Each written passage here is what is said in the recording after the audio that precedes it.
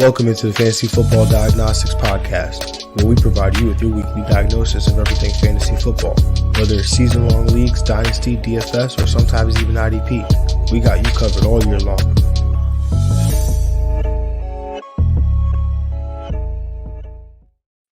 Let's do it, let's get to it. Welcome into the Fantasy Football Diagnostics Podcast. It is Wednesday, November 22nd, 2023.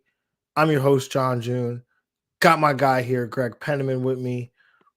Thanksgiving preview, Thanksgiving breakdown of all the games here. Greg, how you doing, man? Doing well, man. Doing all right. Just getting ready for those Thanksgiving festivities. And then starting with getting these lineups right, getting them ready for all these Thursday games. Got a Black Friday game.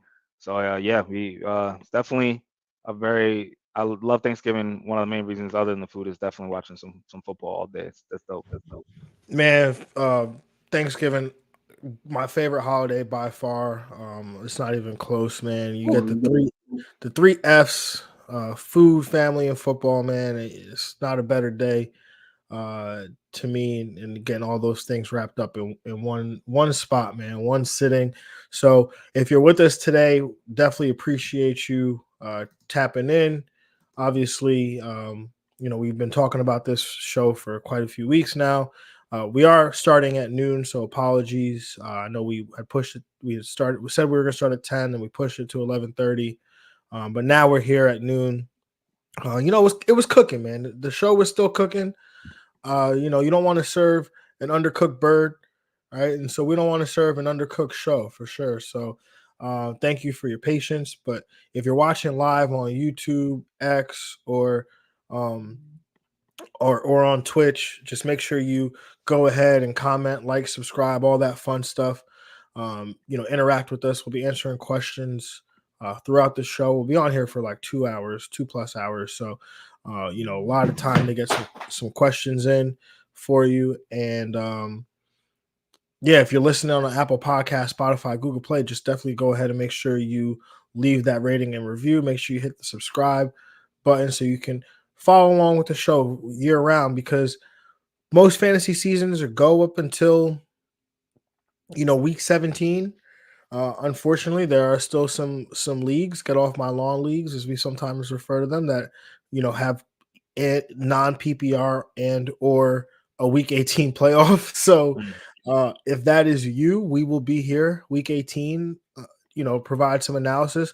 But one of the things I definitely want to say, and Greg, you can chime in on this if you want, but if you are, whether or not you are in the league or you're in the playoffs, you're going to make playoffs, just make sure you continue paying attention, man, because that's how you end up finding out about some of these players that, end up being the highly drafted guys the year after, right? I mean, the example I always bring up is AJ Brown at the end of his rookie year, right? Like, you probably didn't know AJ Brown was going to be a big thing.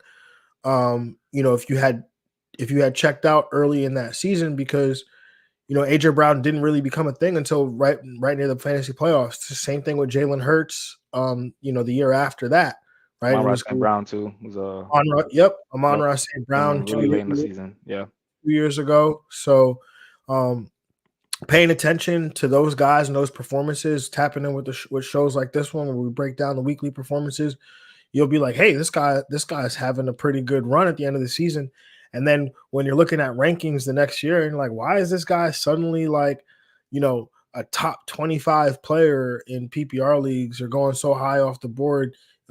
You'll start to understand why. Mm-hmm. Mm-hmm. Or even those guys, people still getting slept on a little bit. You know about that guy, you can trust him a little bit more, and that's how you get the steal of the draft possibly. Yeah, definitely, man. So make sure you're tapped in. But like we said, this is our Thanksgiving Day football preview. We are breaking down 3 games for Thanksgiving. You'll get our bold predictions, you'll get our streams of the week, and then we jump right into breaking down the remaining games for the weekend.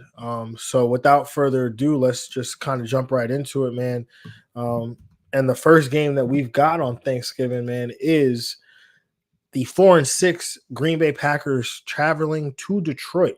to take on the 8-2 Detroit Lions. This game has a 46.5-point total, where the Detroit Lions are 7.5-point favorites at home here on Thanksgiving. I am taking the under here. I'm taking Detroit to cover 7.5. I'm going to take Detroit to win the game. Yeah, I'm gonna take the under as well. I'll take Green Bay to cover, but I'll take Detroit to win. Yeah, Green Bay dealing with some injuries on their end. Potentially no Aaron Jones in this one. Or I mean, I think he's not expected to play. So Yeah. that means that A.J. Dillon is the lead back for this week and probably a few more weeks after that. As it seems Aaron Jones' injury is not long term. And then Jaden Reed is dealing with a chest injury. And Greg, would you believe this or not? But there was a football game played. The Packers played in a football game, and Luke Musgrave got hurt. He did. Yeah, I did see that. It was more serious than all of them, the rest of them too. Yeah, he ended up Yeah. in the hospital with an abdomen injury, had to leave the hospital. So I probably a good shot he doesn't play this Thursday either. Yeah. And Tucker Kraft would be the next guy up in that instance. So the Jaden Reed one, I think, is the more impactful injury there because he's the guy that I think people, On a roll. he was on a roll. He's been on a roll, and people were getting ready to start playing him again. This matchup against Detroit, I think his teammate Dontavian Wicks also was dealing with a concussion. But he seems to be the second most impactful receiver here for the Green Bay Packers behind Jaden Reed. Greg, on the Packers side, I think Jordan Love is in a really good spot here, but is there a piece that you're willing to put in a lineup here alongside him or with this game coming up on Thursday? I mean, yeah, no, Jordan Love is in a good spot. I think we're kind of hoping Jaden Reed could go. If he can, I think I still, rank him as that top pass catcher. But Christian Watson did find the end zone last week. Finally, did get some momentum. Just when I told everyone, I dropped him. That's what happens. He's gonna start playing a little bit better. So maybe that he can kind of build off that momentum and get into flex conversation this week. Especially if Jaden Reed can't go, and no Luke Musgrave as well. The targets have to funnel to someone. Yeah, I agree with that, man. They definitely got to go somewhere. No Aaron Jones, that targets for there. Yeah, the passing game is gonna go someone. Yeah. Yeah, I mean, it's tough because Christian Watson's he's dealing with an injury of his own with a shoulder, and it's always tough with him. Yeah, because he's a guy that could get knocked out of the game as well.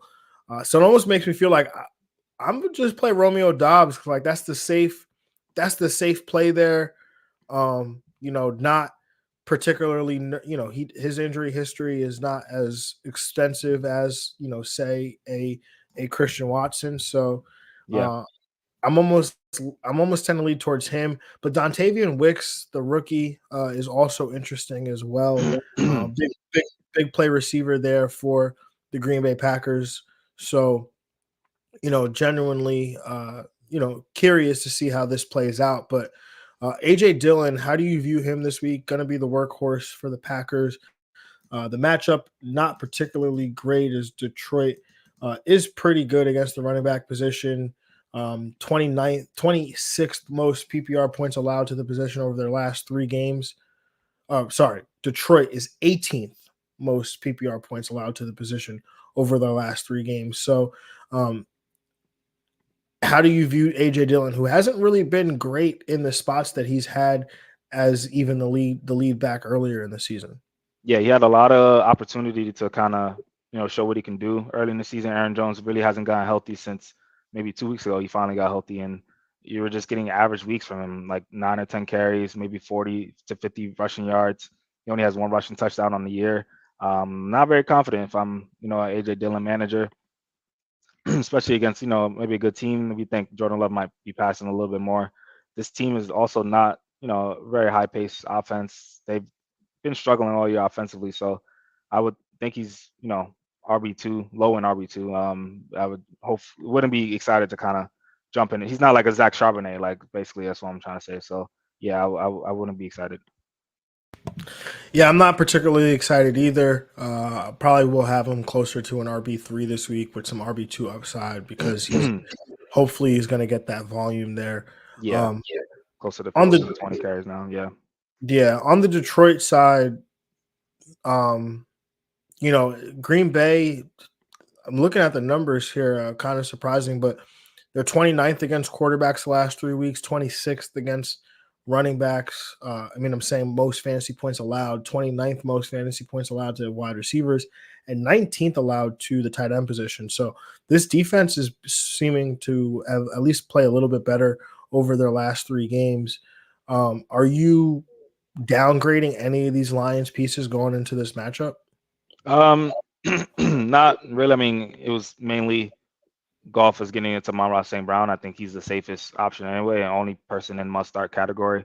I don't think Jameson Williams and all of the other ancillary pieces, besides Sam Laporta, has been doing much. So Amon-Ra St. Brown, wide receiver one, Sam Laporta, tight end one, and that's really as far as the pass catchers. I'm trusting those running backs more than any other unit right now.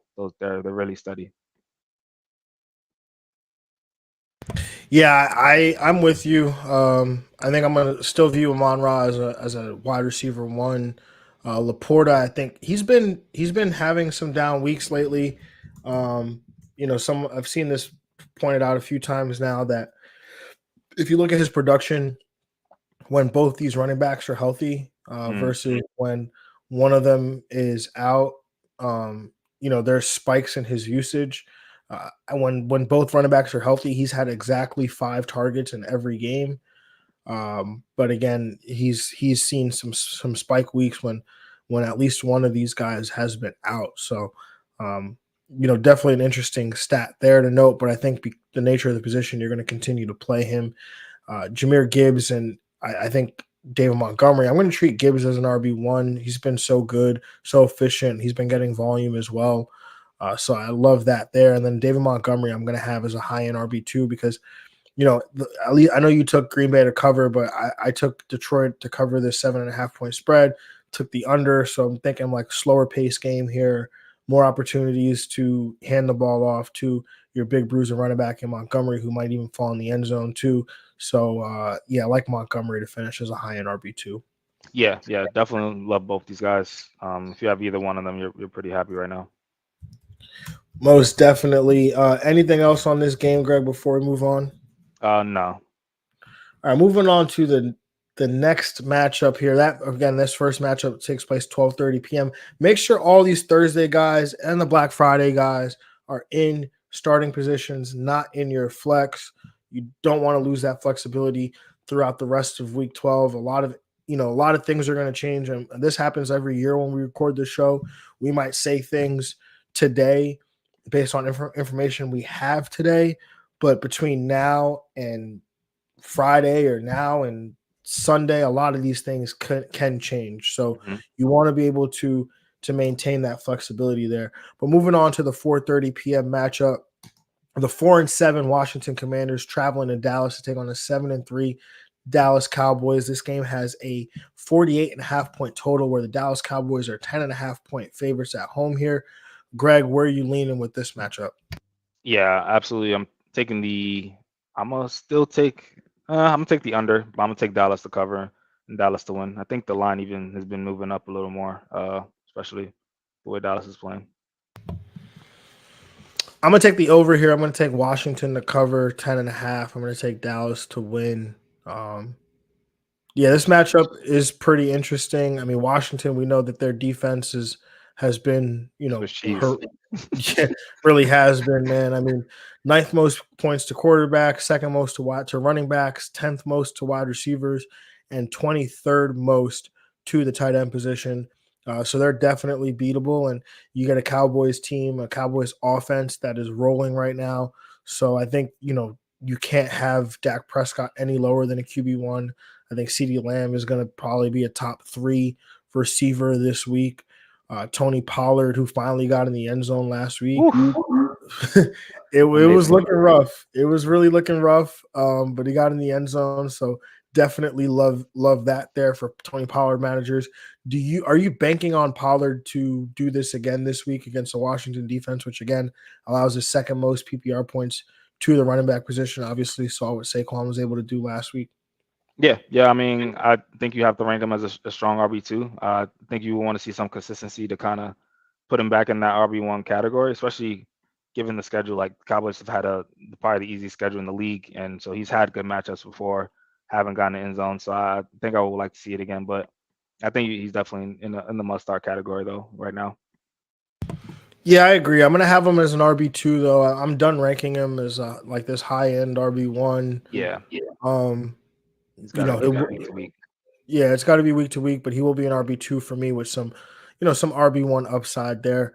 What about Brandon Cooks, man? I mean, he's been coming on as of late. Washington again, 10th most PPR points to the wide receiver position, and Washington does it in a totally different way too, man. They give up big plays to these outside Bro, they wide made Tommy receivers. DeVito look like Pat Mahomes last week. Like it's crazy. Like it's crazy. Yeah, man. They definitely give it up there. Are you willing to throw Brandon Cooks in your lineup? Yeah, absolutely. I think all the pass catchers are in play here. CeeDee Lamb, all of them get an upgrade. Ferguson and even Brandon Cooks, especially. I think he's, if you're, he's probably rostered in a lot of leagues, but if you're making that close decision, I think you want to, make that leap and put Cooks in your lineup this week. Yeah, I think I'm going to treat him as a wide receiver 3 this week. I know this is probably like a couple weeks out, but I remember when I was on here and I was tilting about the matchup that I had where the guy was starting all these random players and they were all called a touchdown. He started Brandon Cooks that day. So yeah. And I think Brandon Cooks went off for like 9 or for 170, whatever the heck it was, man. Stupid day. Anyway, your favorite guy who I ranted about on Monday during just when we thought just when we no thought. when you thought just when you thought Yo, he was balling before that, yo. Obviously talking about Jake Ferguson here. He had 7 targets, yo. Hey, what do you do with him? Yeah, Are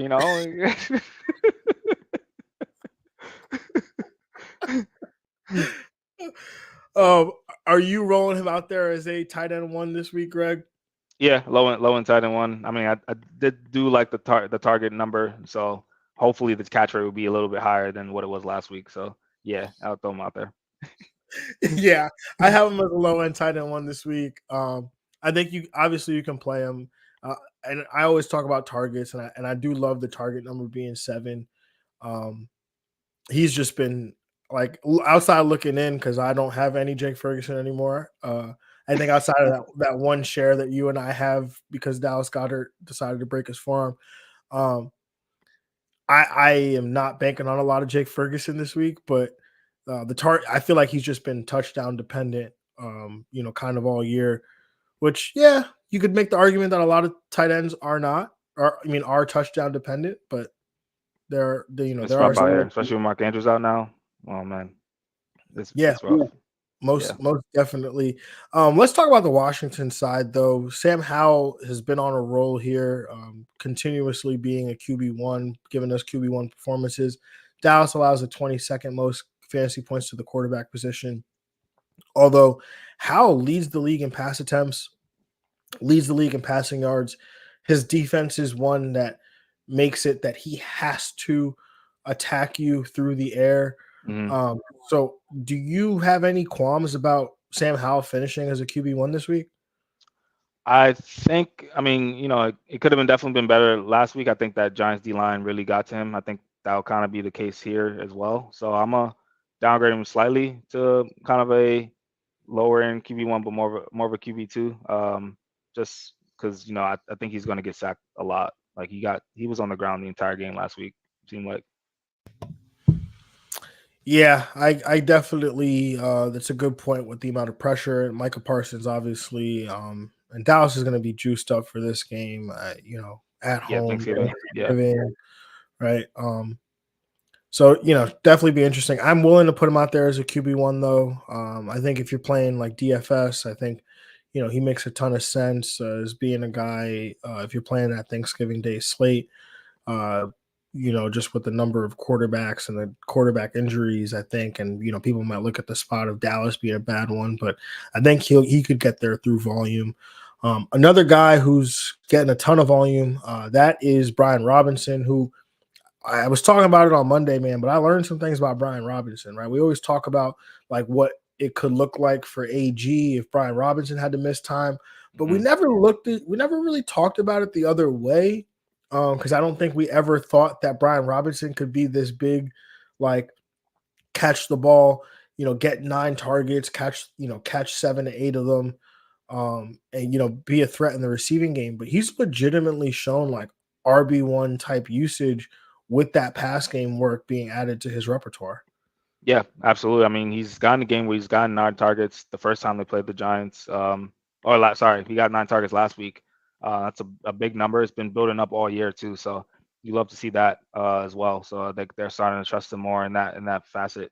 So yeah, I love Brian Robinson in this matchup, even with they'll far be behind, but he can give himself a safe floor at this point.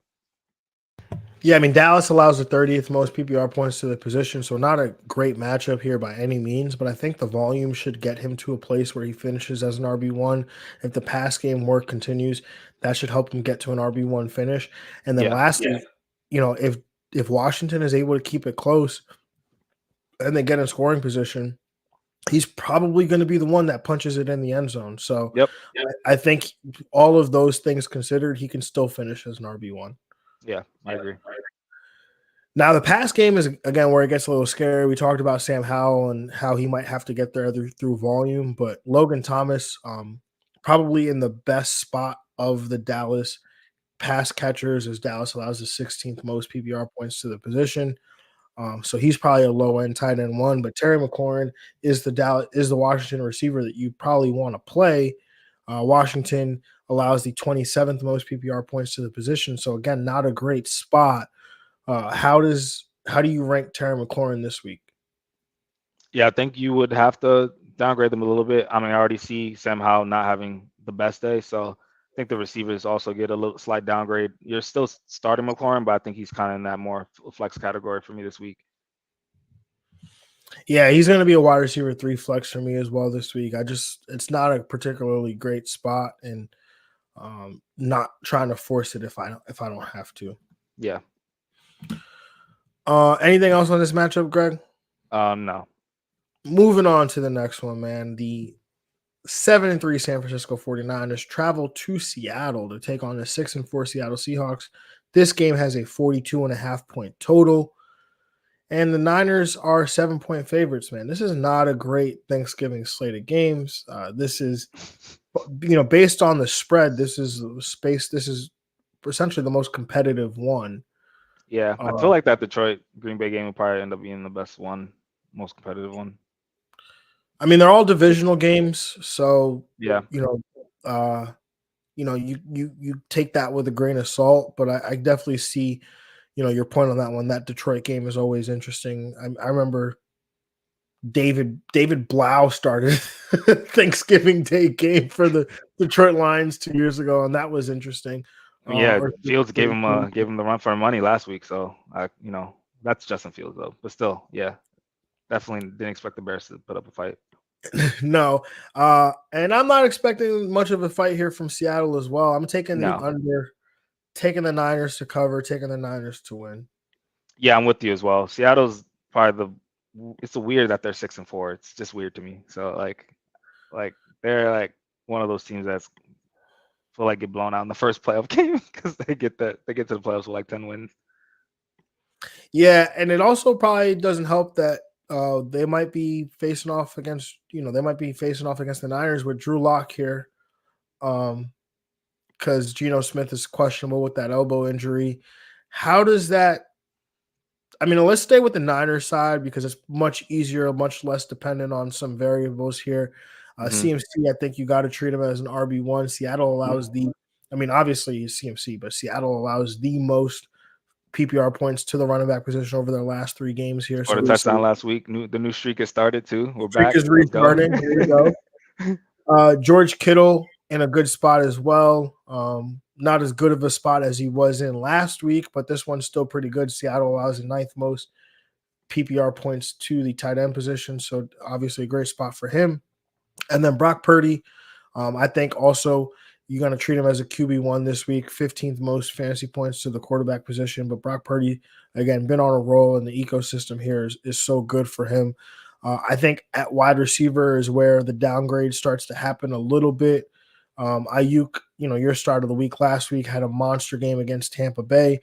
This time faces a Seattle defense who allows the 20th most PPR points to the position. So not a great spot here. How do you view Ayuk this week coming off the big game? Yeah, I think he's still kind of that number one, at least wideout for Brock Purdy. It does, could be anyone's week, but I think more often than not, Brandon Ayuk's going to be the guy. So I'm still have him as a low end wide receiver one in this matchup. Yeah, I'm going to have him as a high-end wide receiver 2, which puts him in low-end wide receiver 1 territory for me. Deebo Samuel, obviously, it could be his day any game, and I don't think wide receiver matchups really matter when you're looking at Deebo Samuel. I mean, you might have to look at it similar to how we look at Taysom Hill, right? Like, we don't look at Taysom Hill as like, oh, this is a great spot for tight ends. It's like, all right, can you run the ball on this team? Okay, Yeah. great. And I think that's where you look at it here, right? Like, can you run the ball on Seattle? Well, yeah, you can. So I think this is probably a spot where I might upgrade Deebo Samuel from that wide receiver 3 flex conversation I usually have him in to maybe potentially a wide receiver 2 in this one. Yeah. I'll keep him in that wide receiver 3 area, but yeah, he does have that room for upside because of the matchup. Most definitely. And then on this Seattle side, right? I mean, I'm assuming Geno Smith does not go. He's a tough guy. He's going to try to go re-enter the game last week, but obviously there's adrenaline involved there when you're coming back from an injury and you're trying to play in the game and you're in the heat of moment, and it hasn't tightened up on you yet, and it was on his throwing arm. So, definitely one of those things where you take it with a grain of salt, but I think that would downgrade like the entire passing attack here for me if I have to go with Drew Lock. Yeah, it's crazy. Geno Smith full circle. Week 1, I remember that highlight. He was like about to curse because Aaron Donald was literally flying at him, just like the play he got hurt in. And then this Yeah. time, Aaron Donald got him this time. So, yeah, I would downgrade. Even it was a tough spot, even with Geno in, but he gave him the best chance to upgrade those guys like Lockett, like DK Metcalf. So, I think they both get a downgrade. I'm gonna have Lockett as more of a wide receiver 2, and also DK more of as a low end wide receiver 2 as well. But yeah, you're not excited to stop. Maybe Lockett is still, I think, the safer option. So I'm gonna still throw him out there. Yeah, I'm gonna have both those guys as like wide receiver 2s if Geno does go. But if Geno doesn't go, then yeah, probably get downgraded a little bit, to low end wide receiver 2s. I mean, San Francisco, again, they're pretty good against all the other positions except for wide receiver, where they allow the 8th most PPR points to the position over their last 3 games. So, um, this is one of those situations where maybe the pancakes are good without the syrup. You can start the wide receivers, don't necessarily need the quarterback, but it's risky for sure. And Zach Charbonnet, we've been waiting for this moment. Not saying we were hoping for an injury here for Kenneth Walker, but we've been saying this was a possibility, and Charbonnet was going to get an opportunity to be the lead guy. And don't look now, but he's got San Francisco, Dallas, and Dallas and then San Fran again, and then Philly after that too. So not particularly great spots for Charbonnet, but with running backs, as we've seen many, many times, sometimes the matchup's not as important as the volume. Yeah, volume's king. Volume is king, and Charbonnet is going to get volume now that Kenneth Walker is at least out of the picture here for the foreseeable future. So how do you rank Charbonnet this week in his first matchup as potentially being the guy? Yeah, I really wish these. It's crazy because I'm sure, especially if you have this guy rostered, it's probably the most important weeks to get into fantasy playoffs too. So you're gonna be maybe suffering a little bit. So I'm gonna have him as an RB2. I think that's pretty fair, especially with the volume he's gonna get. Hopefully he can create some upside for himself. Just based off a lot of volume. A young quarterback, maybe he'll get a lot of receptions as well. Yeah, that's kind of my hope too, right? Is that he gets there by the way of receptions, right? He was able to catch, I think, 6 passes last week. So if he can replicate that in this matchup against the Niners, who again 27th most fantasy points to the running back position over their last 3 games, so pretty tough spot here. But if he can get there through receptions and some volume and maybe fall in the end zone, then I think he can, like you said, RB2 is definitely more than reasonable for him. Yeah. Anybody else on this game? I mean, JSN, interesting only if Geno plays. Yeah. Only if Geno plays, like only. But other than that, anything else on this game, Greg? No.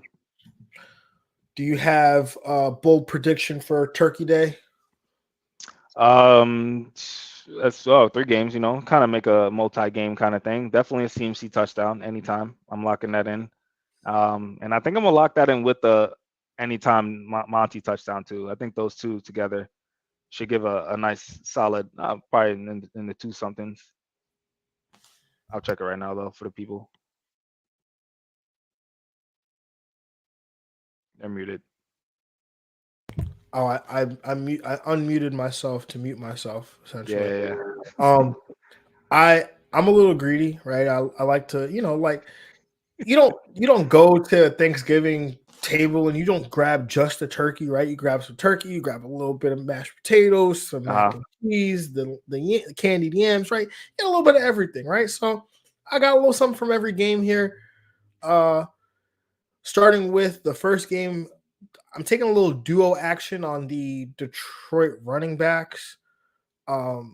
David Montgomery, 50+ rushing yards to go along with Jahmyr Gibbs, also 50+ rushing yards.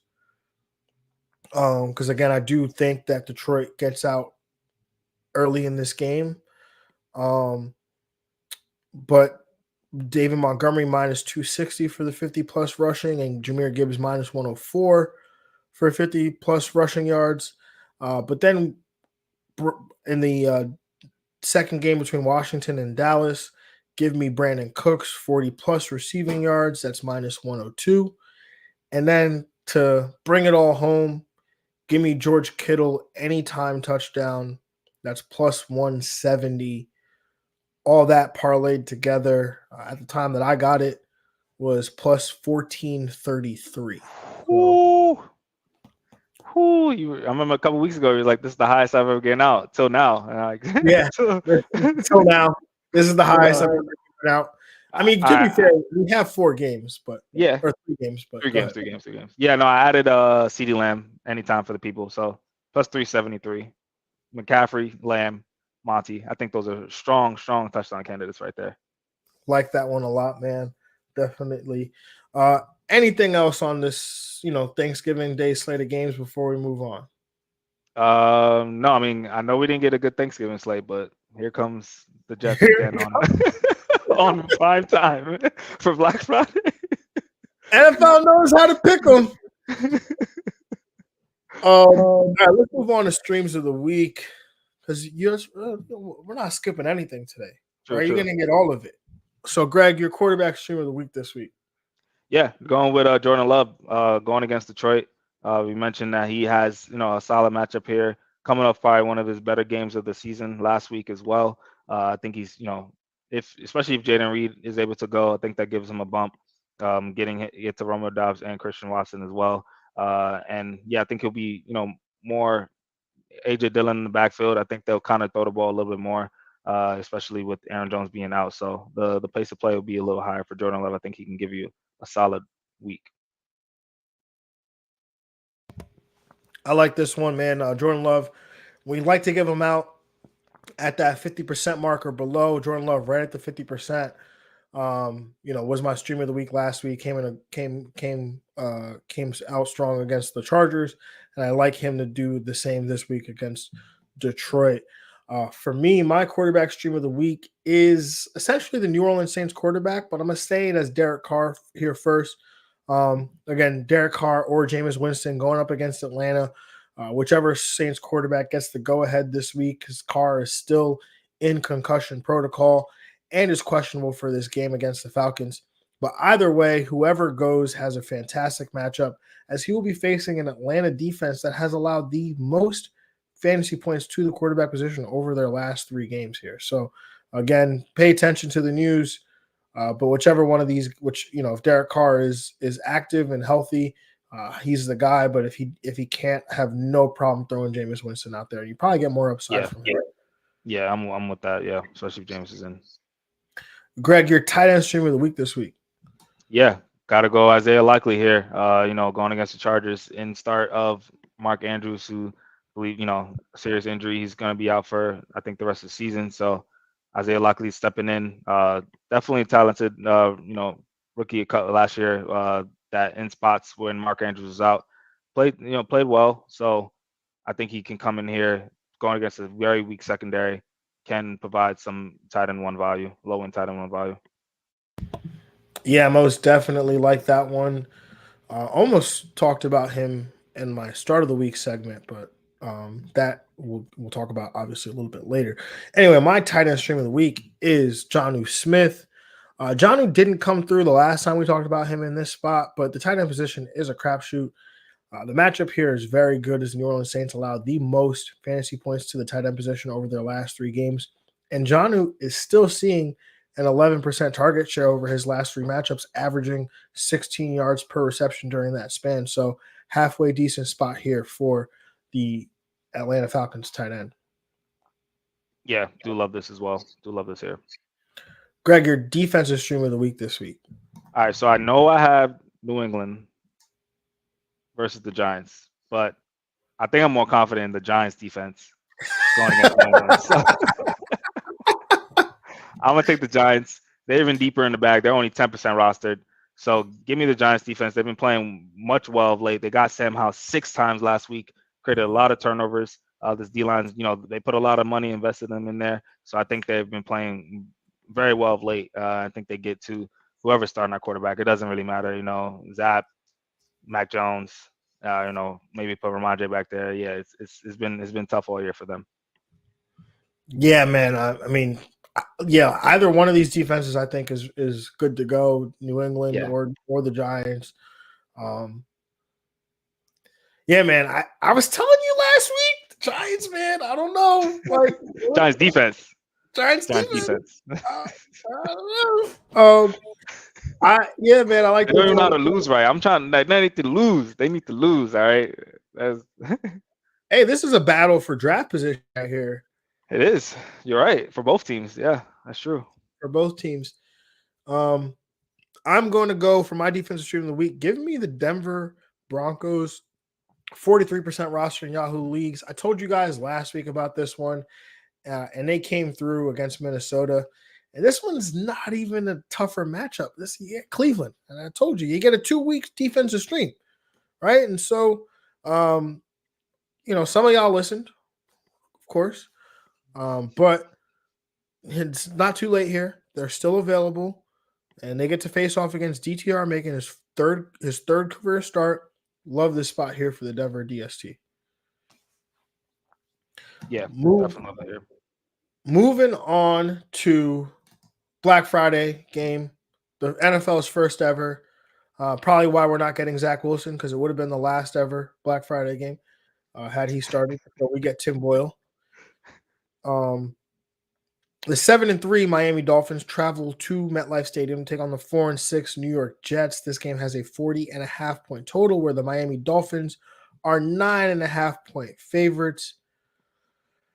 Greg, where are you going with this one? I'm gonna take the under.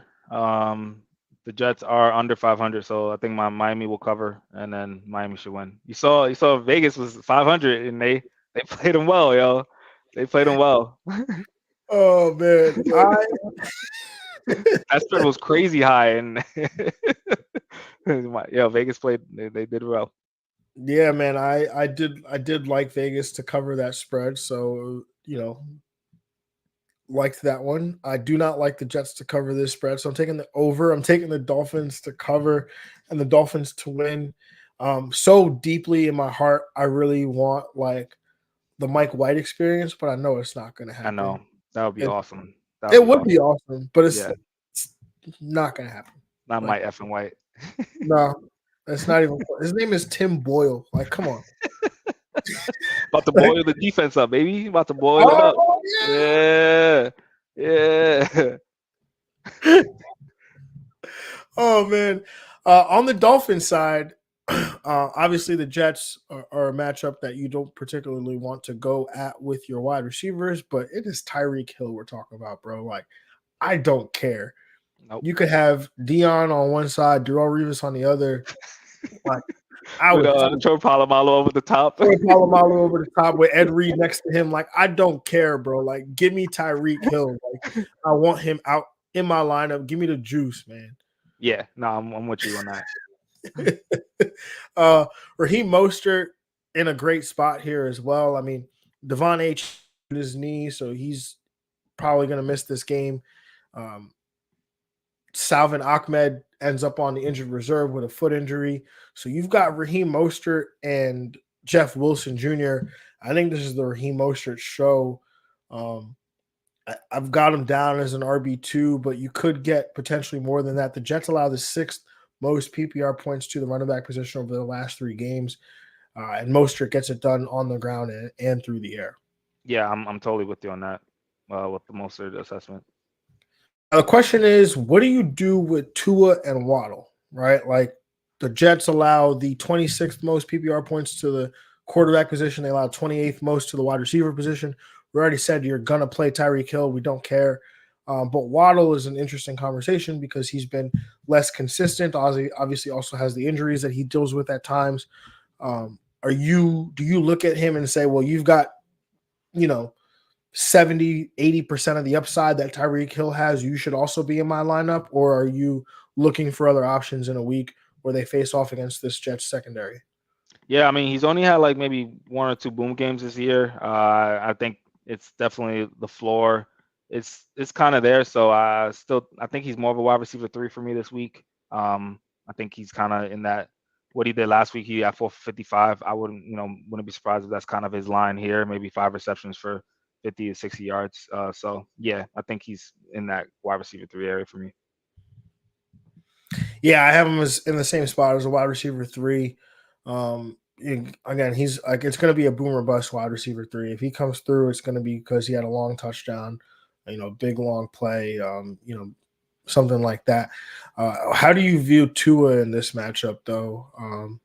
Again, the Yeah, Jets pretty good against the quarterback position. So yeah, Tua, I'm gonna downgrade slightly. I think he's more of a low end QB1. Saw that Josh Allen finally broke through last week, got a really good week. You're counting, I think, on a high touchdown number kind of for him. So in that red zone area, hopefully Mostert doesn't get those touchdowns. It goes to kind of Tua, so he can get multiple touchdown passes. But yeah, I say he still can kind of get to that 2 number. So he's a low end QB1.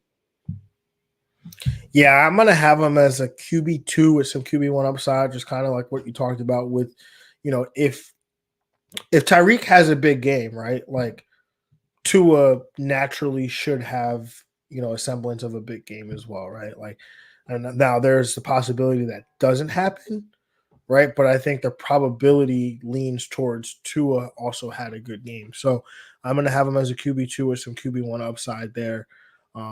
Now the Jets side is very, very easy, right? Tim Boyle, first start. Don't know anything about him.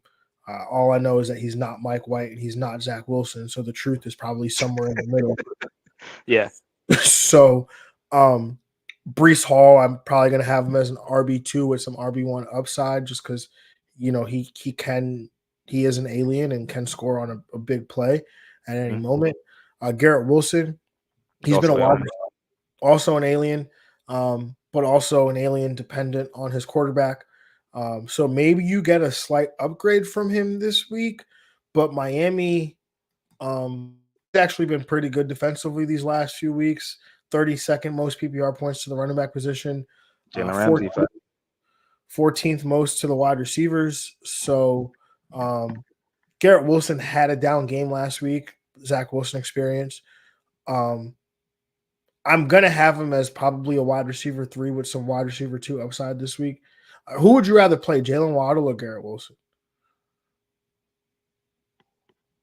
Garrett Wilson. I think Yeah, still with even tough matchup, Jalen Ramsey being there, he's just a better player right now. He's just I think the volume of the targets that he'll come his way.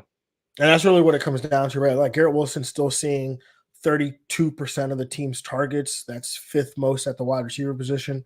Yeah. You have to continue to chase that volume with Garrett Wilson, despite what the quality of targets may look like. We did get a question in the chat here from De La Geezy. Hope I'm saying this right. Do I start Zach Sharp over Brees? That's an interesting question. Greg, what do you I'm gonna pitch that one to you first? What are you thinking there? So yeah, both not the best situations. I mean, Zach Charbonnet and what could get RB1 volume, but the matchups, especially for the next 4 weeks, are tough. I think I'm a lean Brees still in this matchup.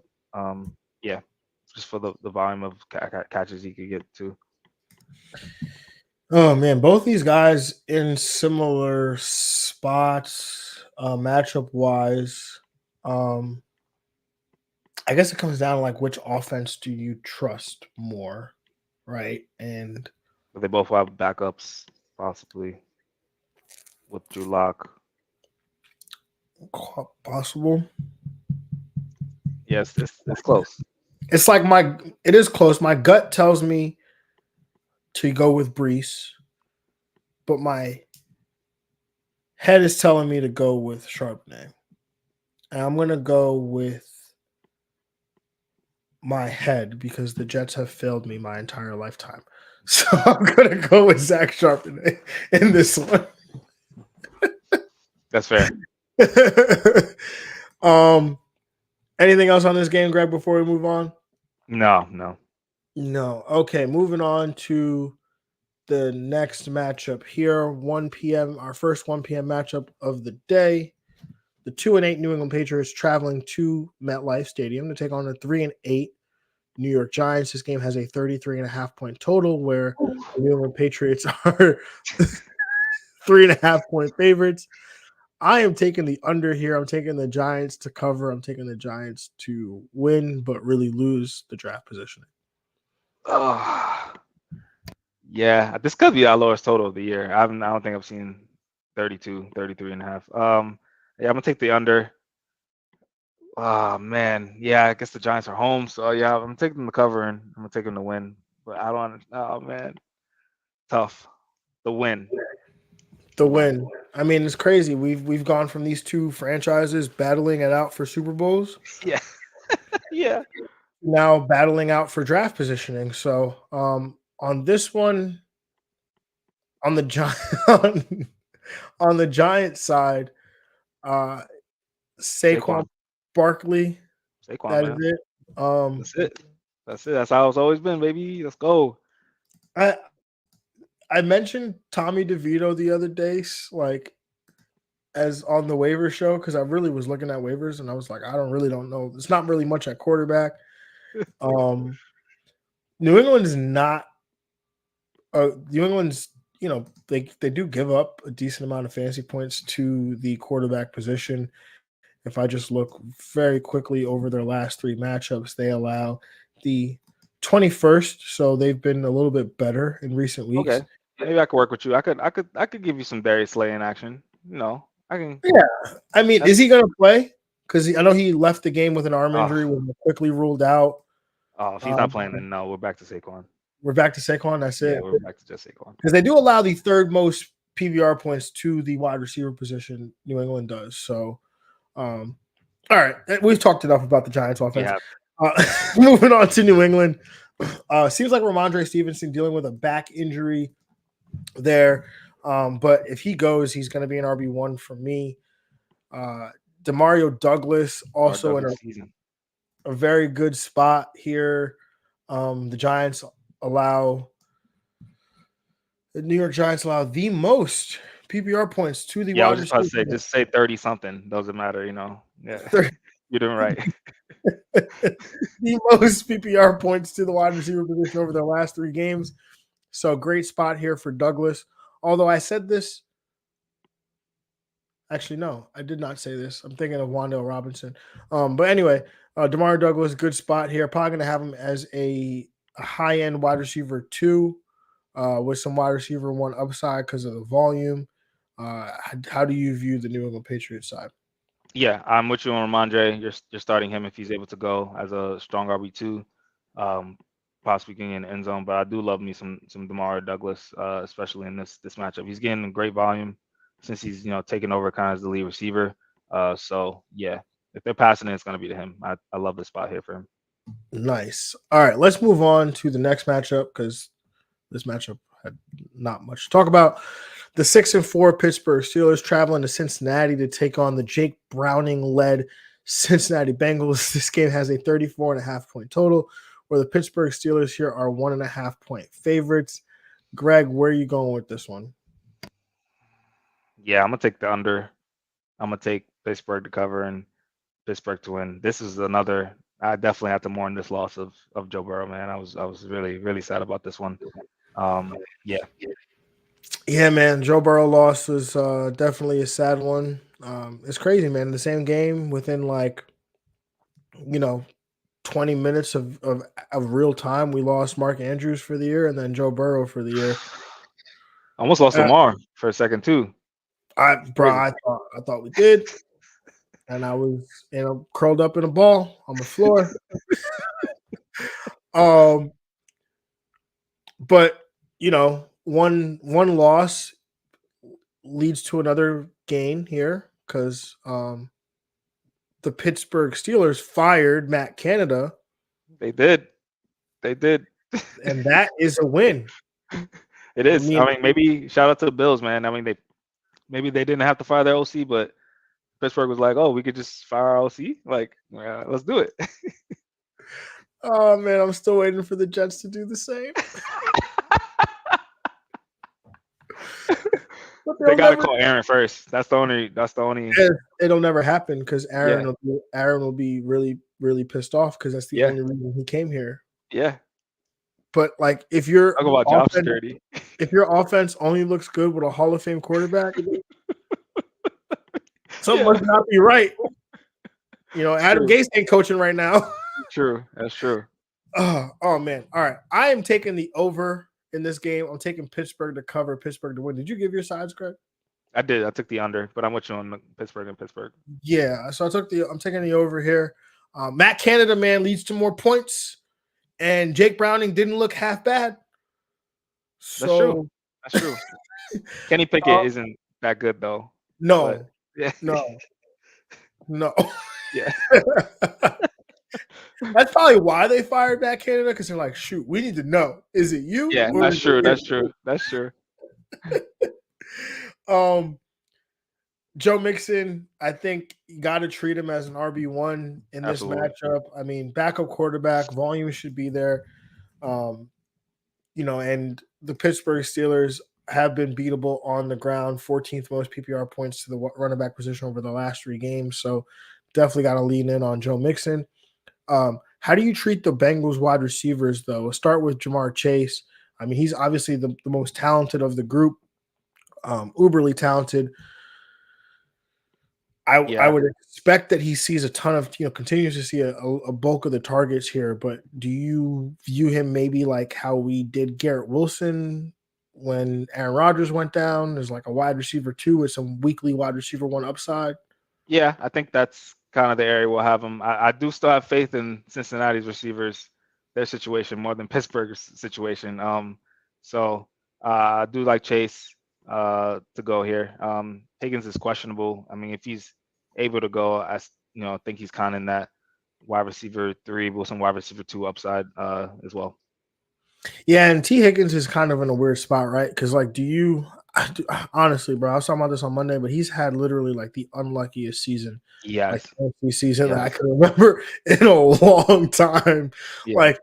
People are gonna remember this year, and T. Higgins next year is gonna be considered a value because people are just gonna be so burned by their experience having him on their roster this season that they're not going to want anything to do with him next year. Yeah. And he might even be on a different team. Yep.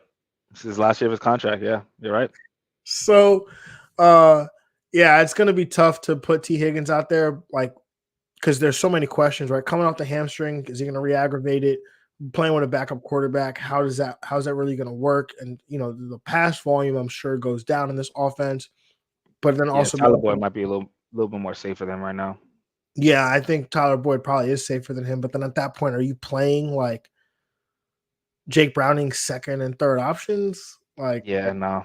I feel most comfortable playing Joe Mixon and Jamar Chase, and then letting the Bengals dictate to me who else I should play after that. That's fair. Yeah. On the on the Pittsburgh Steelers side, Jalen Warren these last couple of weeks has woefully outperformed Najee Harris. Do you see that trend continuing this week, and how do you rank these guys? Yeah, I mean they both been running well still, but yeah, Jalen Warren definitely has the higher upside at this point. I think Warren is kind of in that low on RB1 area, and Najee Harris is a stronger to solid RB2, mid to RB2. Yeah, I'm gonna have Jalen Warren as like an RB2 with some RB1 upside, and Najee Harris probably is like a RB3 with probably some RB2 upside.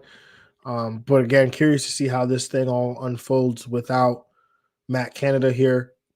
True, that's true. At the wide receiver position, I think I like the wide receivers a little bit more without Matt Canada around. I mean, we'll see. But Deontay, I think, is a wide receiver 3 with some wide receiver 2 upside. And then George Pickens, I think, is a wide receiver 3 potential flex option. We talked about it last week when we talked about the Bengals playing against the Ravens. We talked about Zay Flowers and how the Bengals run a ton of man coverage. And to me, I think that's good for George Pickens, right? He's getting man coverage, could be useful down the field, could get some one-on-one opportunities to make some plays. All he has to do is keep his feet in bounds. So, what's crazy to me is like when he has like an inch of space, he'll make the most ridiculous catch and drag his feet like no problem. When you give that dude like 6 yards of space, it's like, nope, just need 1 foot. Yeah, it's tough. I really don't. I'm not a kind of Pickett believer. Like he's just bad to me. Like some of the throws last week were crazy. They're just not in range at all. Pickens has had a rough 4-week stretch. Hasn't really given managers, specifically me, anything. So it's real tough right now. Deontay Johnson, I think he is still kind of the safer floor guy. Yeah, so because he's going to get receptions.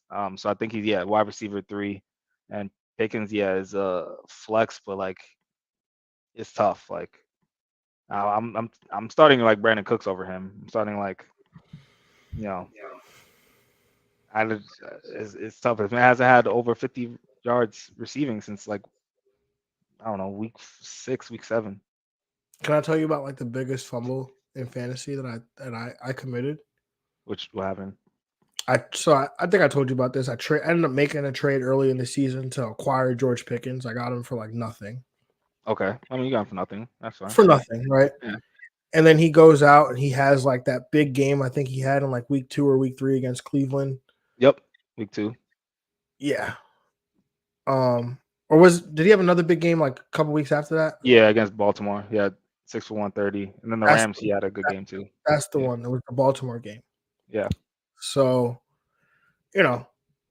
after that game, I'm like feeling pretty good about this newly acquired George Pickens, right? And at the time, I had also, Tank Dell on my roster, and I'm starting him as well. And so, but I've got this log jam of receivers, and I need a tight end. And your boy Jake Ferguson, I was like, I don't want to do with him anymore. I want nothing to do with him anymore. I'm tired of it.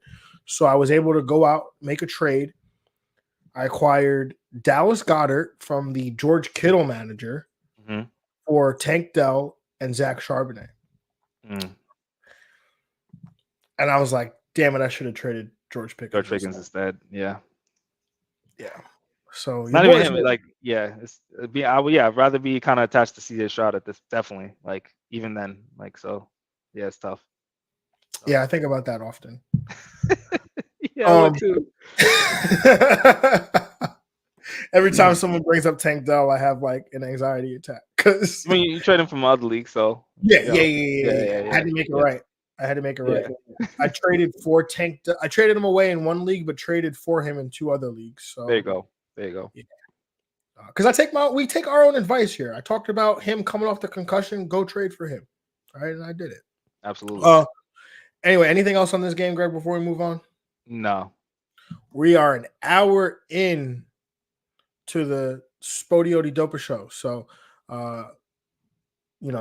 hold tight because we got no breaks. Next up, we've got the 1-9 Carolina Panthers traveling to Tennessee to take on the 3-7 Tennessee Titans. This game has a 37-point total where the Tennessee Titans are 4-point favorites at home here. Greg, I am taking the under. I'm taking Carolina to cover 4 points, but I'm taking Tennessee to win. Yeah, I'm gonna take the under as well. I'm gonna take Carolina covering and Carolina to win. Okay. This game is gross. On all levels. I think Adam Thielen, you could probably trust him as a wide receiver too. I mean, Tennessee's pretty bad defensively. 9th most PPR points to the wide receiver position.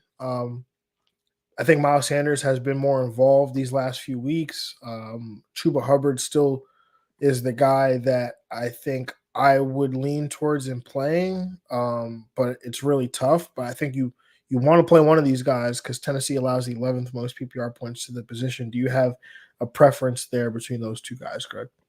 Not really. I would rather not be in a position where I have to choose them. But yeah, I'm a lean Miles Sanders as an RB3. Start a Carolina running back or eat sand? I could take some sand.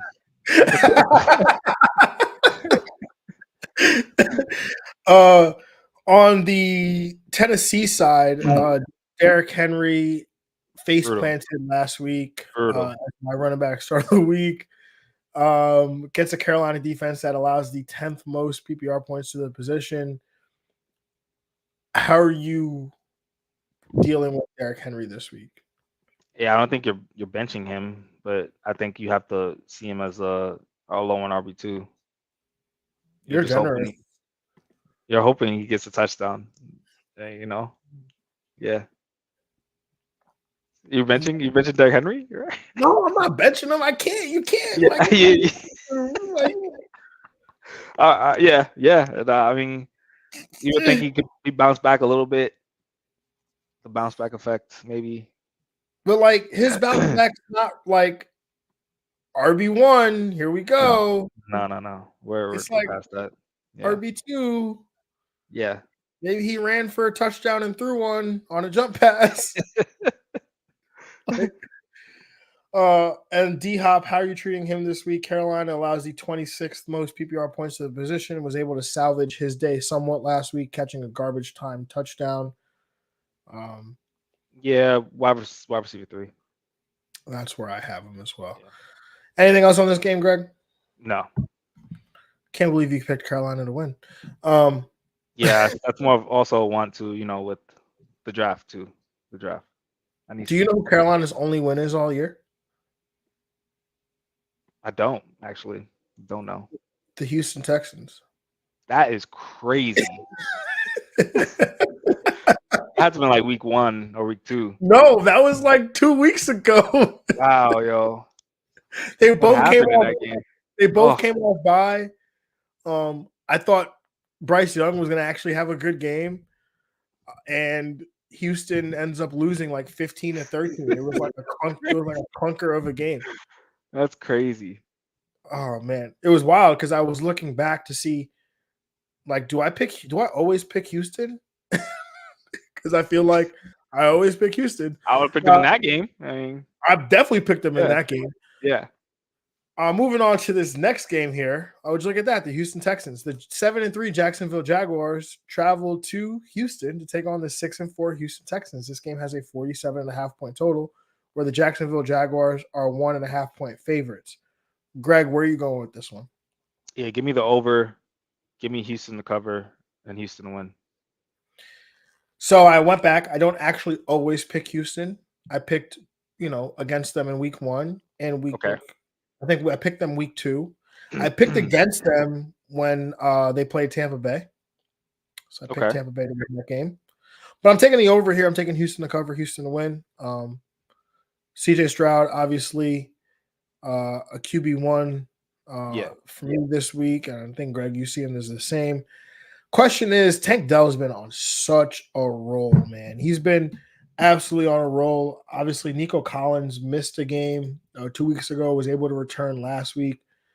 Yeah, it's probably one of the better games on the slate. Most definitely should be Yeah. like one of the more competitive ones. Divisional matchup. These teams are within a game of each other. The winner of this game, I'm pretty sure Houston got Jacksonville the first time.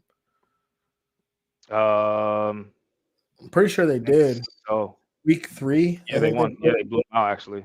Yeah, they 37. blew them out. So there's a strong chance that the winner of this game goes on to win the AFC South. Oof. Strong chance. Amazing. So, yeah, Tank Dell, though, very interesting. 30% target share over the last 3 gap matchups. That obviously includes a week where we had no Nico Collins. And then obviously there was last week where there was no Noah Brown. So going to be interesting to see like how, it all comes together here for these guys. But how do you see Tank Dell as like far and away the Houston Texans receiver, or do you have all these guys in like between him, Nico Collins, and Noah Brown if he goes in similar spots? Yeah, I think it's I mean, I don't think anything is definite right now, especially with all of these guys are healthy. I think they all have upside as well. So it's crazy. Like you can't really say one has more upside than the other. I'm a lean towards maybe Tank down Nico Collins being slightly higher than Noah Brown if they play, but they all can finish. He has possibility to finish in that wide receiver 1 category. I think I'm gonna have them all ranked top 30 though for sure. So all wide receiver 2, strong wide receiver 2s, and some wide receiver 1 upside. Yeah, I think I see it the same way, man. I mean, Tank Dell, I think, is the guy that you probably have to have higher because of the chemistry that he's shown with CJ Stroud, both being rookies. Like it's almost unheard of, like what they're doing together as a combination. Yeah, but Nico that goes to Collins, show he's still killing too. yeah, most definitely. And so Nico Collins, I think, he was that guy at the start of the year that was like, hey, this is the Houston Texans roster or wide receiver to roster. He's probably somewhat undervalued right now because people are looking at CJ Stroud and Tank Dell and the big games and saying, how come Nico Collins isn't having those? So, I mean, he's a guy I would be looking to potentially acquire if I could on the cheap. And then Noah Brown, I think if he can go, you obviously have to have him in strong wide receiver 2 category because we've seen what he's capable of doing in a consistent role here. And then Dalton Schultz, like you said, continue to have him as a tight end 1 as well. And again, this spot here for all these pieces is a pretty good one here. Jacksonville allows it's actually middle of the road across the board. 19th most points to quarterback, 17th most to running backs, 18th to the wide receiver and the tight end. So a little bit middle of the road there, but definitely not shying away from that matchup in any means. Devin Singletary, how are you treating him this week? Potentially going to have another shot to be the lead guy here. Yeah, if he's a lead guy, he's an RB1. Like he's kind of played himself into that last 2 weeks. They've been better running the ball. He's catching the ball, so he's an RB1 for me. Yeah, most definitely. And then on the Jacksonville side, Houston Texans allow the 7th most fantasy points to the quarterback position. We were talking about Trevor Lawrence as being this guy we might want to get off our rosters. That's why we're about to write him off. Of course. Of course. I even took a under 2 touchdown for Lawrence too, because he hadn't thrown 2 touchdowns in so long, and he went off last week. Crazy. Oh man! And Calvin Ridley. and Calvin Ridley. Crazy. Yeah, man. How are you treating Trevor Lawrence this week, coming off that QB1, the QB1 of the week performance? I mean, I wouldn't say he's back to kind of where he was last year. I think I need to see it again, but I'll have him ranked because of the back and forth nature. I think of this game. I think I'll have him as a low end QB1 for this game, and getting a hit to his guys, Ridley and Kirk, kind of being upgraded as well for this matchup. Yeah, I think it's a really good spot here for him. Like you talked about the back and forth nature of this game, I think it's going to require him to be more aggressive through the air and try to come back against this Houston Texans high powered offense. Christian Kirk, Calvin Ridley. I mean, that was a debate coming into the year. It was a debate.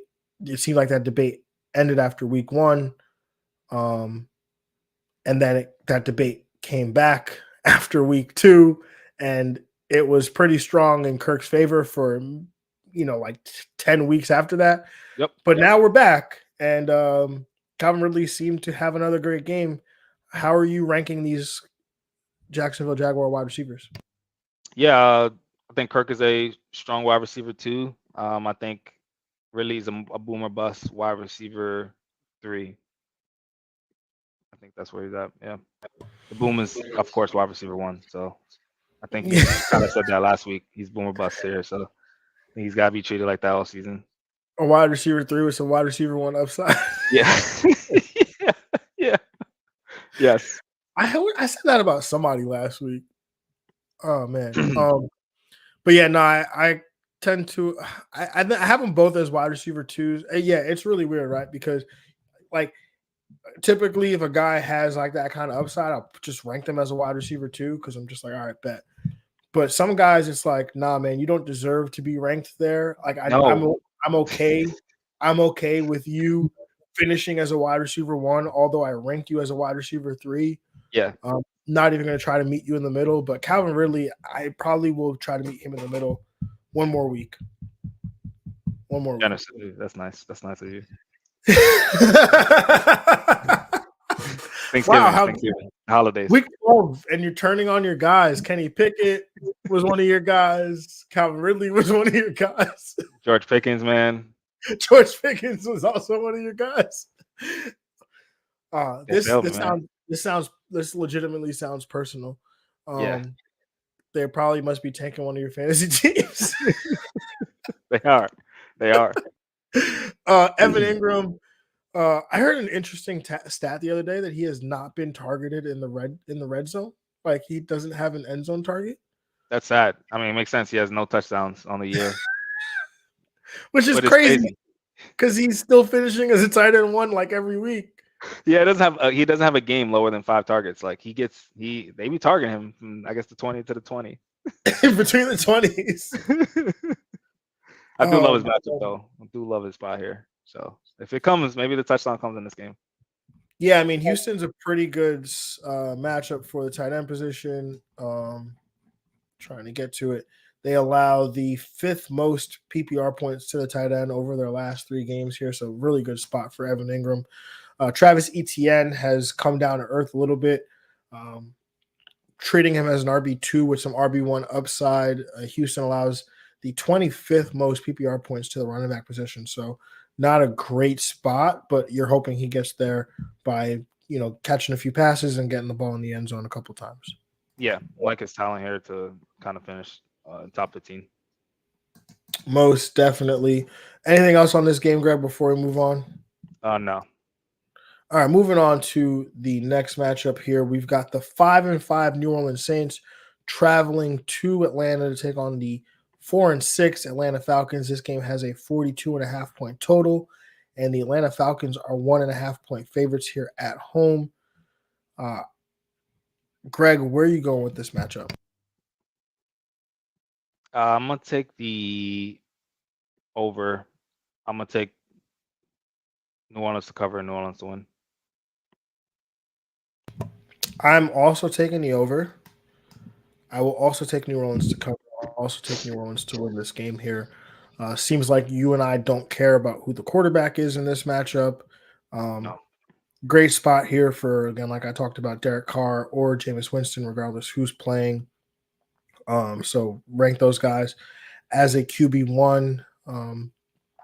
Alvin Kamara, how are you ranking him in this matchup against the Atlanta Falcons? Atlanta allows the 22nd most PPR points to the running back position.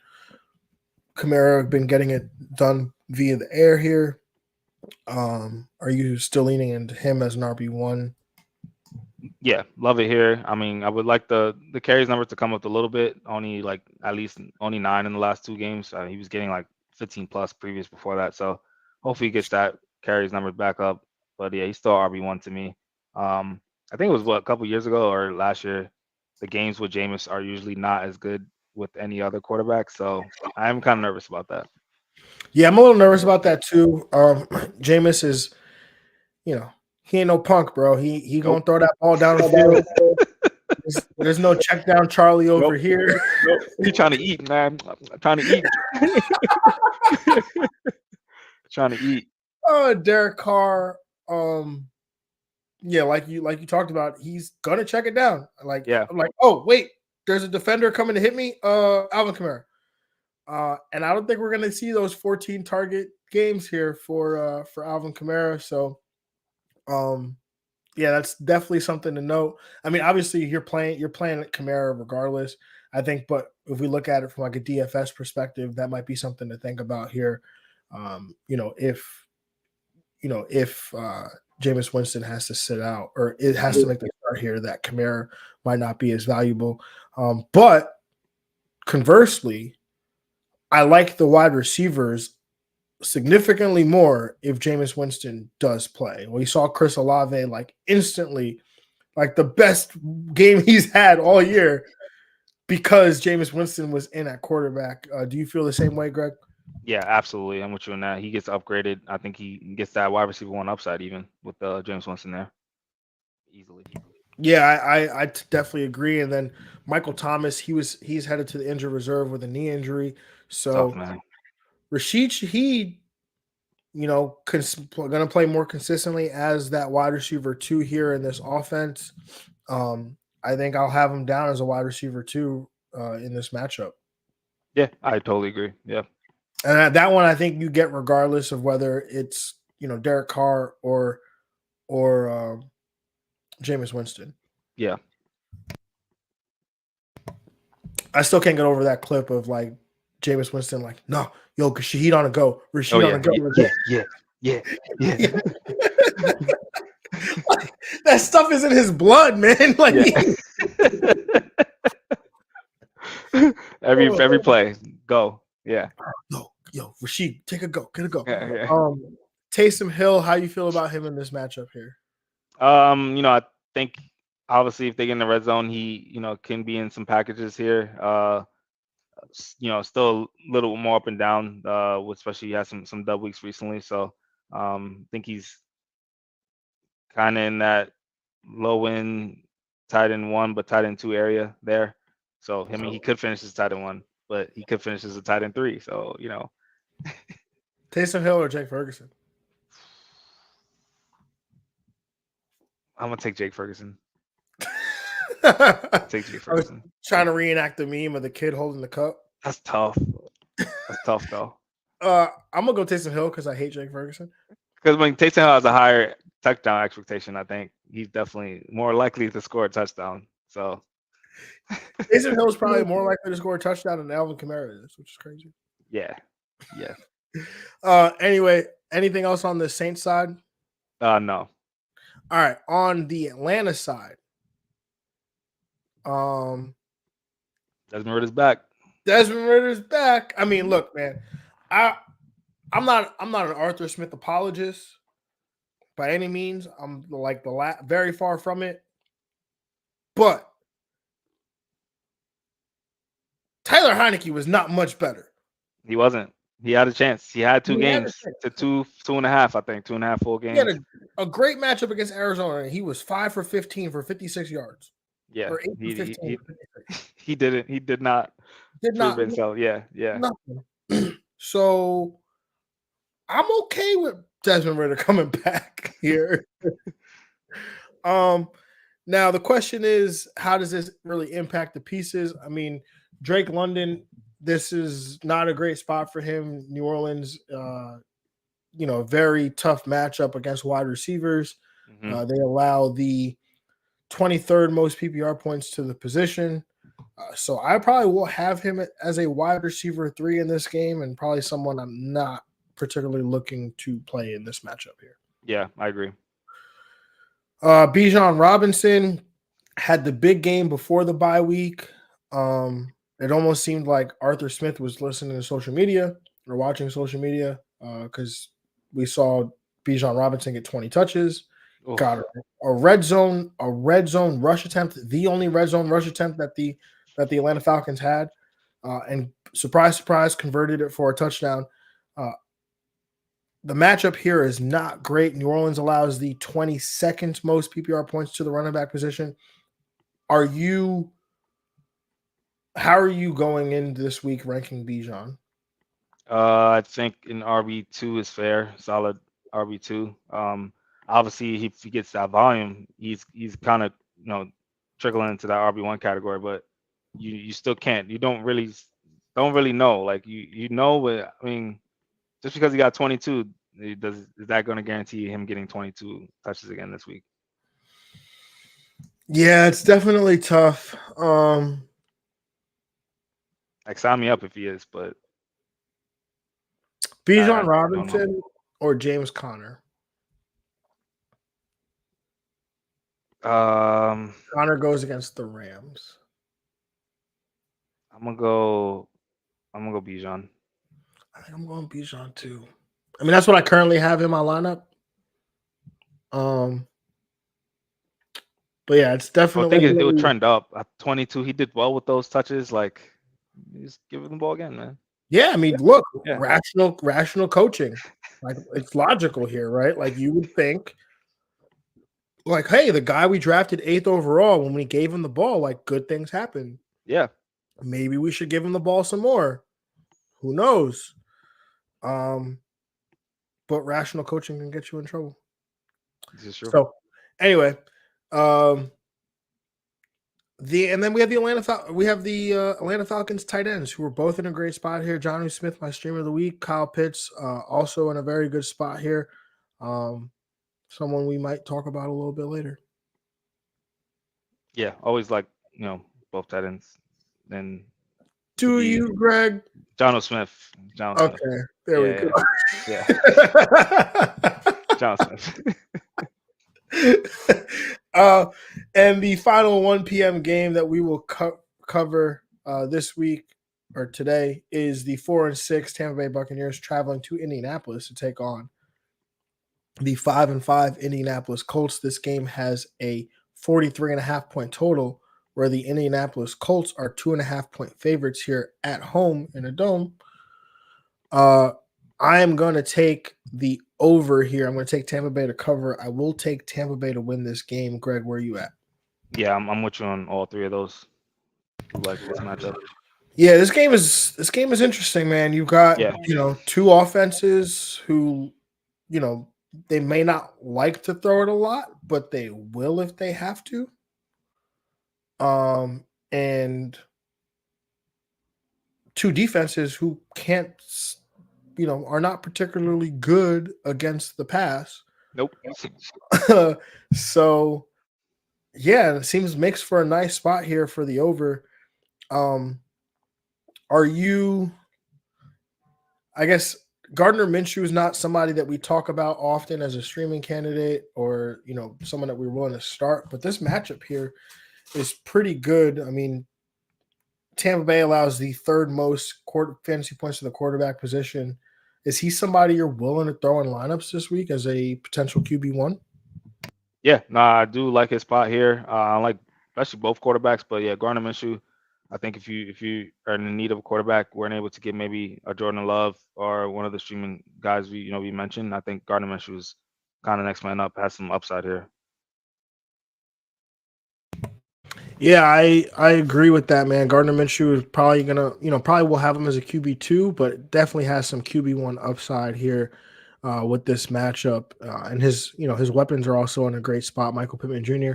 in a fantastic spot here, probably a wide receiver one this week, and then Josh Downs.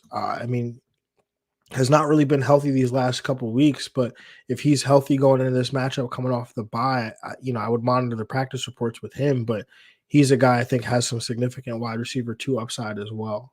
Yeah, I'm with you on that. And of course, love Michael Pittman as usual. Yeah, most definitely. And then Jonathan Taylor, probably going to be an RB1. The matchup is tough. Tampa Bay allows the 29th most PPR points to the running back position. It's about the only thing they can stop, the only position that they can really stop here. How do you, I guess, in this matchup, view Taylor, in this tough spot here? Yeah, Todd Bowles, none of them, they've always had a really good rush defense. But with kind of the turn that JT's made with the volume, I think he's still kind of in that low on RB1 territory, but it's definitely strong RB2 at least. But I think he's top 15 for sure. Yeah, I feel dirty throwing this name out there, but it's tough. It is really tough in the tight end landscape. Kylen Granson. I know, Greg. Why are you looking at me like that, bro? You got Kate on in the same game. You could play him. You could. Yeah. But there's leagues where Kate Otton's rostered. Kylen Granson is available. I'm just saying he's a real person, plays tight end, has had games with targets, was injured these last few weeks. Okay. First game back was before the bye week. This game's over. We're taking the over. Potential back and forth nature of it. I would not be surprised if when we're talking about tight ends on Monday, Kylen Granson ends up very close to the top 12. Okay. Hopefully he's like in that tight end touchdown or not. Maybe he gets that touchdown. So No. Nah. He's not one of those that catches touchdown. It's literally gonna be like five. You're like with Kylen Granson, you're hoping like he catches 5 balls for like 47 yards. I'll take that honestly. I know. Put that in. Yeah. Yeah. On the Tampa Bay side, Baker Mayfield in a really nice spot here. Indianapolis allows the 10th most PPR or 10th most fantasy points to the quarterback position. So very nice spot for him. Mike Evans, also a very nice spot. Indianapolis does not give up a ton of fantasy production to wide receivers, but Evans, is the main target here for Baker Mayfield. Should see a significant amount of targets here. And I think he's probably a wide receiver too with some real, big wide receiver one upside. Yeah, absolutely. Love Baker. Love Rashad White. Love this entire offense, especially on the passing yardage. Mike Evans as well. Most definitely. Chris Godwin, though, is where we have to have a conversation. Yeah. That man has been significantly underwhelming these last few weeks. I'm talking like, bro, my man's catching like 6 balls for like 40 yards, bro. Like, what are we doing? This is like worse than when Tom Brady was here. Yeah. Especially where Chris Godwin used to be. He used to be a safe, steady wide receiver too, like strong guy you're playing every week. And weeks you're choosing Chris Godwin over Mike Evans in some weeks. So it's definitely a long way from there. Most definitely. Anything else on this game, Greg, before we move on? No. Are you playing Kate Otton then? Oh, absolutely. Do love Kate Otton. Yeah. Big Indianapolis, 25th most fantasy points to the tight end position. But I think that's kind of like funny money there because they played New England a couple weeks ago, and if Mac Jones wasn't downright terrible, Hunter Henry could have had a much bigger day here. And I know as someone who started Hunter Henry in a league, so yeah, I do like Kate Otton to potentially do well in this matchup. Yeah. All right, moving on to the next game. Our first of the 4:00 games, 4:05 p.m. We've got the 4-6 Los Angeles Rams traveling to Arizona to take on the 2-9 Arizona Cardinals. This game has a 44.5 point total, where the Arizona Cardinals are 1.5 point favorites at home here. Well, Greg, where are you going with this one? I'm gonna take the over. I'm gonna take Arizona to cover and Arizona to win. I'm gonna take the over. I will take the Rams to cover and the Rams to win. I think Kyler Murray is, regardless of what the matchup says. I mean, this 13th most 13 most points allowed to the quarterback position. The LA Rams do. I don't think that particularly matters. When you play Kyler, you're not banking on him throwing for 250 plus and 2 or 3 touchdowns. It's like, are you going to run the ball though? Yeah. And he's been doing that these last couple of weeks, a rushing touchdown each of his last 2 games. So I think I'm going to have Kyler as a high end QB2, like very, on the low end of the QB1 upside, low end of QB1s this week, but I would not be surprised with a QB1 finish. Yeah, I'm gonna rank him as a borderline QB1. I think he's been solid. I think as he plays more to get better as well with this team. Yeah, definitely agree there. Trey McBride, fantastic spot for him. LA Rams allowed the 11th most PPR points to the tight end position. So definitely a nice bounce back spot for McBride, who, while he wasn't terrible last week, did not have the upside I think that I know I expected. Mm-hmm. But the target volume is just continue to be there for him. Yeah, I agree with you on that. Yeah. James Conner has not really had the big games that we were anticipating these last couple of weeks. Still working his way back from that knee injury. The Rams allowed the 21st most PPR points to the running back position, so not particularly a great spot. Probably going to be an RB2 for me this week. Yeah, as well. Yeah, I agree with that as well. Yeah. And then moving on to the wide receiver position for the Arizona Cardinals, the Rams allow the 7th most PPR points to the position. Marquise Brown, Rondell Moore. Rondell Moore caught a touchdown last week, but Marquise Brown, we've been expecting more production out of him. How are you going to rank him this week in this matchup? Yeah, definitely thought he was gonna kind of move into wide receiver 2 territory with Kyler back. Yeah, I haven't really seen it yet, so I'm gonna have him as a wide receiver 3. Still think he has some possible upside in this one. Rondo Moore, in that deep league plus territory for me though. Yeah, I agree with both of those assessments. Moving on to the LA Rams side, running back Kyron Williams expected to, or the Rams actually, during our live stream activated him. Not activated him, but they designated him to return from the injured reserve. So he is eligible to be activated prior to Sunday's game at 4:05 p.m. against the Arizona Cardinals. Against the Arizona Cardinals. By all accounts, he is expected to play. They even waived running back Darrell Henderson, who was acting as the starter. They really only mess with one running back at a time. There's always been the case. If they're going to play, it's only one. Yeah, and the fact that they were playing 2 kind of told you how they felt about the 2 they had. So I think this is the Kyron Williams show again. Yeah, absolutely. He's in a good spot here. I think he kind of jumps right back into that RB2, strong RB2 territory. Most definitely. Probably will have him as an RB1 this week. Puka Nacua. It seems like Cooper Kupp is limited, or not. He might be limited this week or possibly can't go. We'll have to see what the practice reports look like, dealing with an ankle injury there. But, the Arizona Cardinals allowed the 15th most PPR points to the position. I think if Kupp can't go or is limited, we're back to that like early season usage here for Puka Nacua.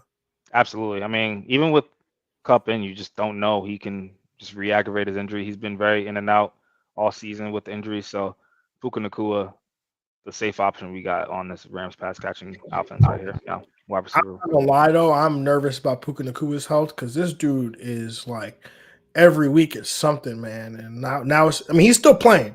He's playing. Yeah. He's played through it, has not missed a game, but he's on the injury report with something. And then when you watch him play, bro, like he takes these massive hits, like just getting rocked all. Well, yeah, middle of the field, like he's one of those slot guys. He can, they get rocked, man. They get rocked. Getting rocked, and like you don't even do the Tyler Lockett, where Tyler Lockett will you don't see Tyler Lockett get hit because Tyler Lockett catch the ball, get as many yards as he can. He's like, oh, there's people around me, fall down. Yep. Like, Puka Nacua is not doing that. Maybe he might No, need undrafted rookie, right? So it's got to prove himself. fifth round pick. But Fifth yes, round? Okay. same sentiment. Yeah. Probably got to prove yourself, but I don't know, bro. I don't know. Moving on to Matthew Stafford. Any interest in him this week? 14th No. allowed? Nope. No. Nope. Anything else on this game, Greg? No.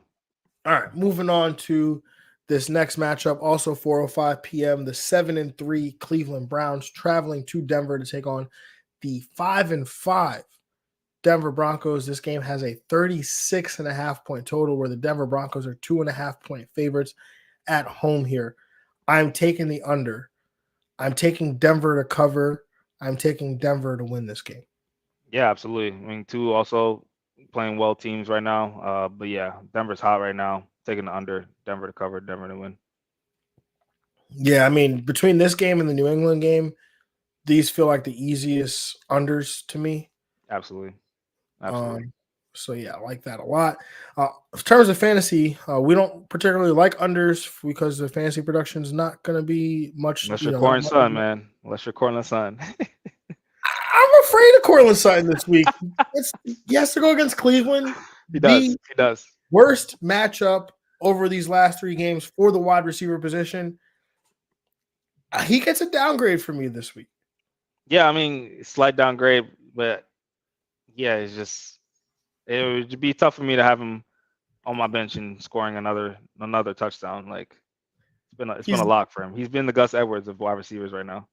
He is 27% target share, so not quite at that 30% threshold that I like to go after. I mean, if anyone's going to see targets, it's going to be him. Yeah, it's going to be him. Yeah. Like Steve Smith was right about Jerry Jeudy. Like So yeah, I'm waiting. Hey, that pump fake 5 yards downfield was pretty nice though. It was. Yeah. Yeah, I mean, if there's anybody in this passing game I will play, it would be him. After that, I'm not playing anybody. Javonte Williams, probably an RB2. But you got to have like some better options, man. Than I get it. Cortland Sutton, he's been great. But like in this matchup, give me Brandon Cooks. I'll take him. Brandon Cooks over Cortland Sutton. I'm gonna say a name right now, and you're gonna wholeheartedly disagree. I know it. You're gonna wholeheartedly disagree. Who? I'm gonna say Odell Beckham Jr. You can make. I like the argument though. I like the he did coming off his best game of the season last week. He looks better. No Mark Andrews. No Mark Andrews. This is true. Good matchup. Get the Chargers. Yep. Yeah, good matchup. I think I can be swayed. I think I like that. Okay. I like that. Now on the Cleveland side, also very tough. Right. David Njoku probably has the best matchup of any of the Cleveland Brown pieces. Denver allows the 4th most PPR points to the tight end position. That is their weakest spot on the team. So got to treat him as a tight end 1. Yeah, Njoku's been tough all year, man. Got burnt and he's still on the field doing what he has to do. Like, yeah. He got a crazy amount of targets last week too, right? It's like 11 or something. Yeah. I think he's got to be the safest option for his pass catching.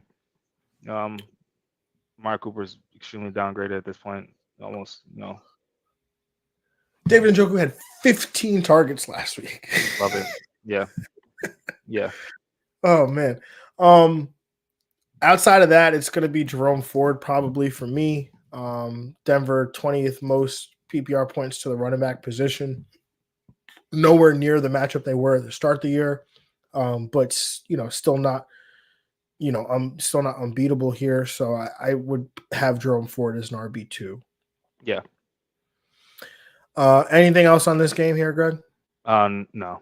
Yeah, I don't trust the passing game. Are you playing either of these quarterbacks? No. Yeah. All right, moving on to our next matchup, 4:25 p.m. We've got the 7-3 Kansas City Chiefs traveling to Las Vegas to take on a 5-6 Las Vegas Raiders, where this game has a 43.5-point total, and the Kansas City Chiefs are 9.5-point favorites. I am something I just thought was interesting. Like I feel like I cursed the Chiefs first off because whenever I do this, like the opposite happens. I went in like prepping for today's show on Monday night, and I was like, updating the records, and I was like, well, Kansas City's going to win this game, like make them 8-2. The Eagles are going to lose, make them 8-2. And every time I do that, 100% of the time, the opposite happens. Like it's It felt happened. like they were cursed the way those receivers were playing. It literally felt like they were cursed. Like a ghost was Field of Dreams just taking out their hand or putting some extra like wetness on their gloves. Like it was Yeah, crazy. it's crazy stuff. But I also then took the lines, and this line had like Kansas City -9. The initially was the line. I think the spread was like at 43 or 44, something like that, or the total. And then they lost, and the spread went up to 9.5. So I thought that was pretty interesting. But I'm taking the under here. I'm taking Kansas City to cover. I'm taking Kansas City to win.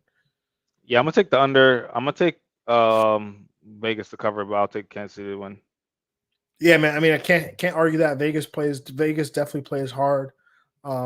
Just yeah, it's San going to be Antonio, curious, Pittsburgh, yeah, Vegas, yeah. and going to be curious to see how the Chiefs respond to that coming off that loss here. True. But Mahomes not in a great spot here. Las Vegas 23rd most points to the quarterback position, and Mahomes has had halfway decent spots, did not come through. Man, he's losing out on all these yards with all these drops. So like of course he's gonna, upside is being capped. But Like who's to blame for the interception in the end zone? him, but Kelsey, red zone drive, fumble, had a touchdown at the end, drop, had the fourth down conversion. They had that fourth down conversion, drop. Like that's almost like a possible 60 yards, 70 yards in a touchdown that he couldn't get. Well, he's been terrible all year. I would take this opportunity. Not terrible all year. That's hyperbolic, but he's not been the quarterback. Like he's probably drafted as the third quarterback off the board in most drafts. Third, maybe fourth tops. Yeah, I He's not believe he's the quarterback 8 right now, fantasy total points.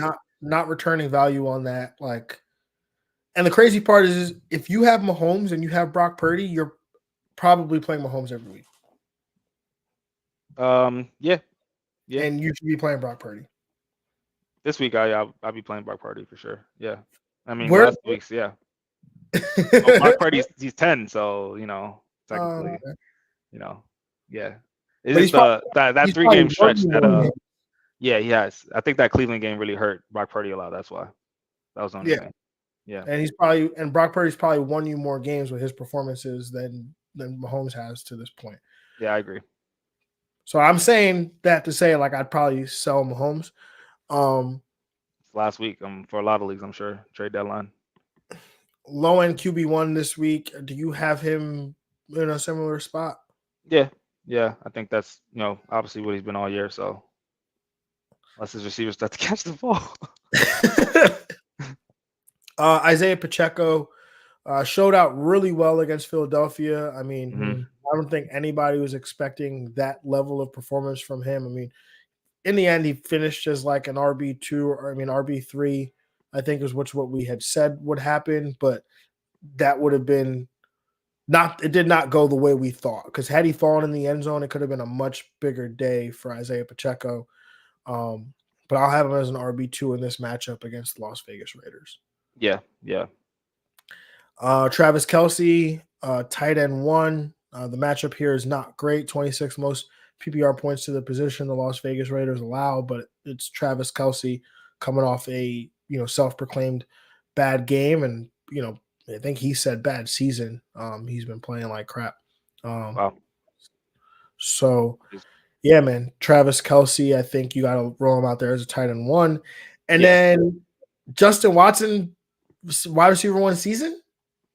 I'm not trusting any Why? Which is what we thought. Thought it was a Rasheed season. So how can we say it's now Justin? We can't just flip over real quick. Like we don't know who it is. It's Travis Kelce and that's it. Like, you know. I mean, the last couple weeks, Justin Watson has led the team in targets. Mm-hmm. 11 targets last week, caught That's a 5 great and a number. touchdown. I mean, you give me 11 targets for Patrick Mahomes. Greg, if you were getting 11 targets from Patrick Mahomes, you'd be in my fantasy lineup. It's fair. Yeah, I give him wide receiver 3. Yeah. Yeah. Rashee Rice, I think I'm off. I'm done. Yeah. Of I'm done. course. Like Yeah. the most we're getting out of him is like 4 for 50 or 4 for 45. Like, But there is a chance that we'll be off Justin Watson by next week, and Rasheed season could be back. So you just don't really know. nah, by that point they'll be back to Sky Moore. Oh, true. I'm waiting for the McKinnon season to come, like late week 17, week 18. You know. I'm done with it. It's never gonna happen. Anybody else on the Chiefs side? That's it. No, that's it. All right, Josh Jacobs and RB2. Yeah. Devontae Adams, a wide receiver 2. Yeah, he's getting great volume. I think he can sneak into wide receiver 1. But yeah, the matchup, Chiefs are really good. They really took AJ Brown out the game last week, so I would say wide receiver 2. You're right. And that's it. Yeah. No Jacoby Myers, No nothing. Michael Mayer, no nothing. No Not Michael yet. Mayer, nothing. All right. On to the next one, the last 4:25 p.m. matchup. We've got the 6-5 Buffalo Bills traveling to Philadelphia to take on the 9-1 Philadelphia Eagles. This game has a 48-point total, and the Philadelphia Eagles are 3.5-point favorites at home here. Greg, where are you going with this matchup? Definitely taking the over. I'm gonna take Philly to cover and Philly to win.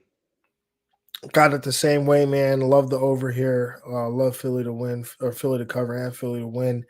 On the Bills side, Josh Allen, they got to have him as a QB1 this week. Philadelphia Yeah, allows I think it's gonna be Hurts Allen really in the Hurt rankings. Allen 1 and 2, Yeah. right? Yep. Yeah, feels like it for sure. And give me the pass game options as well. I mean, Oh yeah. Oof. Phil- Oof. Dick shot for Philadelphia, day. Philadelphia allows the second most PPR points to the wide receiver position, so got to love this matchup here for Stephon Diggs.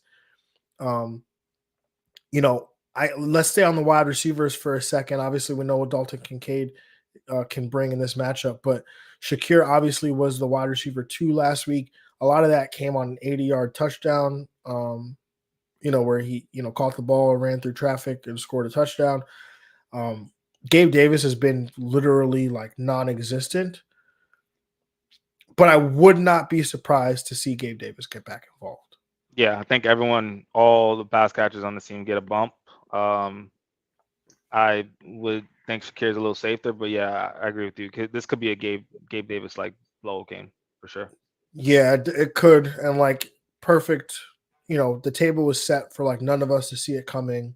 Yep. But like the spot is really good, but no one wants to go there because it's Gabe Davis, and he's been crap like all season, outside of like the 3 games where he scored a touchdown. Right. But when So he goes off, he goes off. So yeah.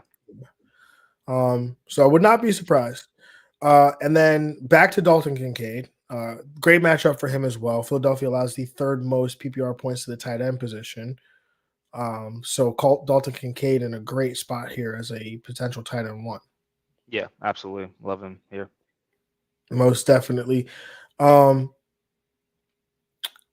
Anything else on the Bills side before we move on to the Eagles side? James Cook. I mean, Eagles rush defense still I will think is still really good. Pacheco did come through. I say Cook is, low on RB2. But nobody runs angry like Pacheco. Yeah, true. No, James Cook, I think he'll be an RB2. I'm kind of hoping they lean on him more in the pass game here because of the how formidable the Philadelphia rush defense is. So it's They did use him as a pass catcher last week, used him in the red zone as a pass catcher, which I thought was really nice and something we hadn't seen from him previously. So I think James Cook can still bring back RB2 value Yeah, here. Jalen Hurts facing off against the Buffalo defense that allows the 20th most fantasy points to the quarterback position. That doesn't really matter. He'll probably finish as a QB1 regardless. absolutely. Buffalo allows the 8th most PPR points to the running back position. DeAndre Swift had a fantastic game on Monday night running against the Chiefs. I expect more of that to continue this week against Buffalo. Yep. DeAndre Swift, yeah, he's been, was possibly a buy candidate. You've been saying, or especially early in the year, I think he's definitely been doing well.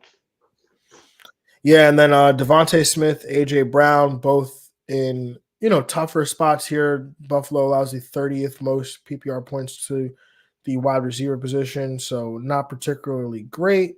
But there were opportunities there last week against the Jets. The Jets just couldn't capitalize on them. I think Devontae and AJ Brown are able to capitalize this week. Yeah, I'm with you. And there's no tight end to play, but this would be a great matchup for a tight end if there was one to play in this matchup. No, yeah, you saw they were, what is that, 10 personnel? They were just putting out all the receivers they can.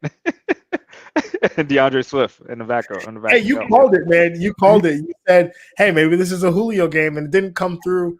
It didn't come to fruition in what by way of the box score, but Julio was out there a very good amount, like you said, Yeah. running that 10 personnel, 4 wide receivers, no tight end, and a running back there. So, I guess technically 2 running backs because Jalen Hurts was back there. True. True. Anything else on this game, Greg? Before we move on. No. All right, moving on to Sunday Night Football. The 8-3 Baltimore Ravens traveling to Los Angeles to take on the 4-6 LA Chargers. This game has a 46.5 point total, where the Baltimore Ravens are 4-point favorites on the road here. I'm going to take the over here. I'm going to take Baltimore to cover. I will take Baltimore to win this game. Greg, where are you at? I'm with you on all 3. Over Baltimore to cover, Baltimore to win. Yeah. On the Baltimore side, Lamar, QB1. Sure. I think you have to. Had a bounce back game last week, which we love to see. The Chargers have been beatable by the pass, but they only gave up 16th most over the last 3 weeks. I think that has more to do with the fact that Tyson Bagent and Zach Wilson data is still part of that data set here, but they climbed from 27th to 16 after facing Jordan Love. So expect them to get a little higher this week with Lamar Jackson in the fold. No Bosa as well. And no Joey Bosa, which is, big news there for, big loss for the Chargers defense. Chargers running game. Oh, that's who it was. The Chargers running game, Chargers run defense is pretty bad. 3rd most PPR points to the running back position over the last 3 games. Hence, I give you Gus Edwards an RB3 with RB1 upside. Yeah. Makes sense. Yeah, the bus don't stop, man. I'm here. Gus Edwards, keep playing him until the wheels fall off, literally. Literally. And if you're not playing him, continue to try to shop him to a running back needy team and see if you can get an upgrade somewhere, because he can't keep getting away with this. Stealing all these Lamar Jackson touchdowns, man. It's absurd. Yeah, I mean, you got to keep Lamar healthy. You almost saw like last week. This is he doesn't need to run him in. He could throw him too, but they don't even do that. That's true. They're not even That's doing true. that because it's like, hand the ball to Gus. Keaton Mitchell, any interest there? He's one more work every week. Definitely has that. Had the before the red zone type work. So I think he's kind of in that low in RB2 area. Yeah. Yeah, I think he can get it done, man. The game's gonna come though. I think it's very soon.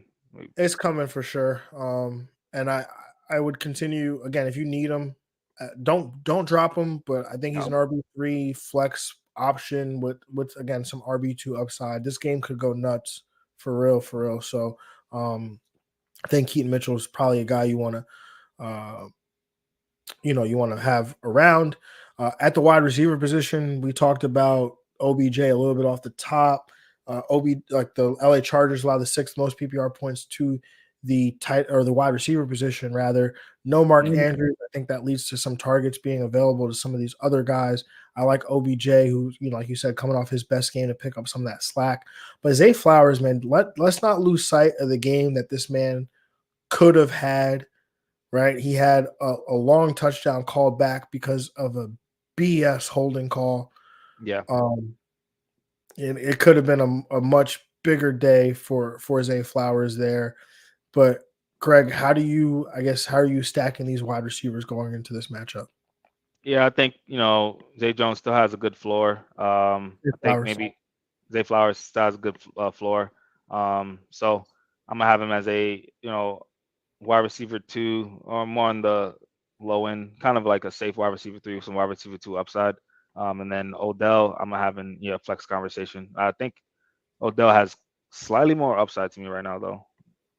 Yeah, no, for sure. I mean, Odell plays the role that is more conducive to big plays and potentially big touchdowns, whereas Zay Flowers is that, prototypical PPR wide receiver where he's going to catch 5 or 6 balls for 50 or 60 yards. Yeah, And you just, you're hoping that he makes that big play that gets him in the end zone eventually, which, again, almost had last week. Um, and then Isaiah Likely, your stream of the week. I think he's worth the dart throw at the tight end position, given the nature of the tight end position, but the opportunities that could come his way against the Chargers defense that allows the seventh most PPR points to the position. yeah. I do like Isaiah Likely. Do like the matchup. This is not like how Philly will change their offense. I think they stick to what they do. They like to throw to the tight end position. They stick with that. Most definitely. It will be interesting to see because that there's an interesting. I'm glad you brought that up because we did have a change in coordinator in the offseason from uh, Greg Roman to now Todd Monken. And that was one of the things where you could bank on Greg Roman. Like he was not going to change. I'm curious to see if that does change this week Fair. with Yep. Todd Monken being, the OC there. But again, we'll definitely throw the dart on Isaiah Likely. We saw him be productive in these same spots last year. And I think it's he's a talented player and should continue to see it, these opportunities. On the Charger side, Baltimore, a bit of a tougher matchup here. 25th against 25th most points to quarterbacks, 28th most to running backs, 24th most to the wide receivers, and 20th most to the tight end position. Justin Herbert and Keenan Allen don't care. No, they don't care. Herbert's been money, especially of late at the quarterback position, putting up monster numbers. Eckler, you're playing. Keenan Allen, you're playing. Yeah, I think the big three, you just keep rolling with them. I will downgrade Eckler a little bit as an RB2 potentially. He did not come through last week in what looked like a good matchup on paper against Green Bay. There's even a clip of him getting hawked on a long run, which you're Don't kind like of that. like that. The Austin Eckler we know would have never got hawked on that run. Um, so yeah, it's definitely one of those things where maybe we're seeing the beginning of the end here for Austin Eckler. Maybe I'm speaking too soon. Who knows? But I will have him as an RB2 this week. Yeah, I'll still give him that borderline RB1 week. Moving on, or anything on this game, Greg, before we move on Monday Night Football. No. Moving on to Monday Night Football, the NFL knows what you want, and it's Justin Fields versus Josh Dobbs in primetime. 3-8 Chicago Bears traveling to Minnesota to take on the 6-5 Minnesota Vikings. This game has a 45-point total, where the Minnesota Vikings are 3.5-point favorites at home here. I'm going to take the over here. I'm going to take Minnesota to cover. I will take Minnesota to win. Greg, what say you? Yeah, I'm here for the over as well. I'm here for Minnesota to cover and Minnesota to win. Both of these quarterbacks look to be in Chicago 8th most fantasy points to the quarterback position, Minnesota 18th most over the last 3 weeks. So Justin Fields looks to have a tough matchup. I don't particularly care about that though. No. because Justin Fields, as we know, can get it done with his legs. Man ran for what 104 last week. Like, yeah, he's a machine. Yeah, most definitely. So we'll have him as a QB1 this week. DJ Moore, again, matchup not particularly great. 19th most PPR points to the wide receiver position, but when DJ Moore has Justin Fields, it seems like none of that really matters. So I will Yep. have DJ Moore down as a strong wide receiver to play. Yeah, absolutely. Now the question is, what do you do with the running back situation? Deontay Foreman seems like he might miss this game with an ankle injury. That's something we have to monitor. Seems like they went straight to Khalil Herbert as the lead guy, although Roshan looked good in the opportunities he was getting. But I think we're kind of landing in this place that we talked about a few weeks ago when Justin Fields was making his way back. Are you interested in Khalil Herbert as a running back option in this game? Yeah, I think I did like the Russian options when it was more Foreman because you knew kind of what you were going to get. I think it's kind of in the air more now, especially with Fields being there. So maybe a situation you want to avoid a little more, but I guess, yeah, they're going to give in some timeshare between Herbert and Johnson. So it's really tough to trust one or the other. I would say Herbert's kind of RB3 though. Yeah, probably I have him as like a borderline RB2, RB3. It's tough to like really depend on him going into this matchup. Yeah. Where Minnesota can be beaten is the tight end position, 10th most PPR points allowed to that position there. So Cole Kmet in a very good spot as a tight end one option. Yeah, I like Cole Kmet as well. Yeah. Like we talked about, Chicago, 8th most fantasy points allowed to the quarterback position. Josh Dobbs, who has pretty much been a QB1 the whole time he's been in Minnesota. Definitely will have him as a QB1 this week, right? Yeah, you're still rolling him out there. I mean, the man defies all odds. Most definitely. Chicago, they have been really good against running backs. Got a little bit of allowed some production to the Detroit running backs last week. So coming into this week, they allow the 11th most PPR points to the position over their last 3 games. But Alexander Madison has, looked not, I don't want to say he looked good, but got a lot of volume last week. Ty Chandler looked a lot better on that volume. But are you willing to play either of these guys in this matchup against Chicago, who before last week have been really good against the running back position over their last few games? Yeah, I mean, it's also tough. Both these kind of situations are not the best. I kind of see Madison in that, I guess, Khalil Herbert range, where being an RB3, possibly getting some volume with Ty Chandler could get mixed in there as well. So, yeah, it is tough to kind of be confident about one of them, but I'm gonna lean Madison. Yeah, definitely would lean Madison, but I continue to roster Chandler, man. I mean, he seems like a guy who sometime at the end of this year, before this year's done, he's going to help some people win some championships, man. Oh yeah, I would love to see that for sure. Now, Justin Jefferson could potentially make his way back into the lineup this week. PSA, stop tweeting at NFL athletes or athletes in general about your fantasy teams and your bets going wrong because they don't care. And Justin Jefferson, you tweeting or DMing him to tell him to come back is not going to make him return any sooner. So please refrain. But if Justin Jefferson does go, how do you rank him this week in a matchup against Chicago? Pretty tough against the wide receiver position, 21st most PPR points allowed to the position. And he's entering a new environment here where he's playing with Josh Dobbs and not his usual buddy and Kirk Cousins. Yeah, I still have confidence that he can perform. Yeah, at least definitely a top 20 play with some upside to be a wide receiver one. Just like Josh Dobbs is clearly he can think off of any situation. He can adjust if he needs to get him involved. I think T.J. Hawkinson is the number 1 pass catcher in his offense, but Jefferson can work his way back to being that wide receiver one guy.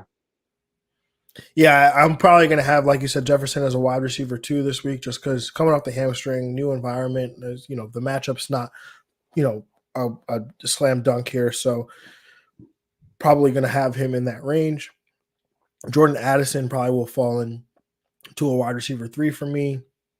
But like you said, I think TJ Hawkinson probably the most dependable in terms of what's going to be there.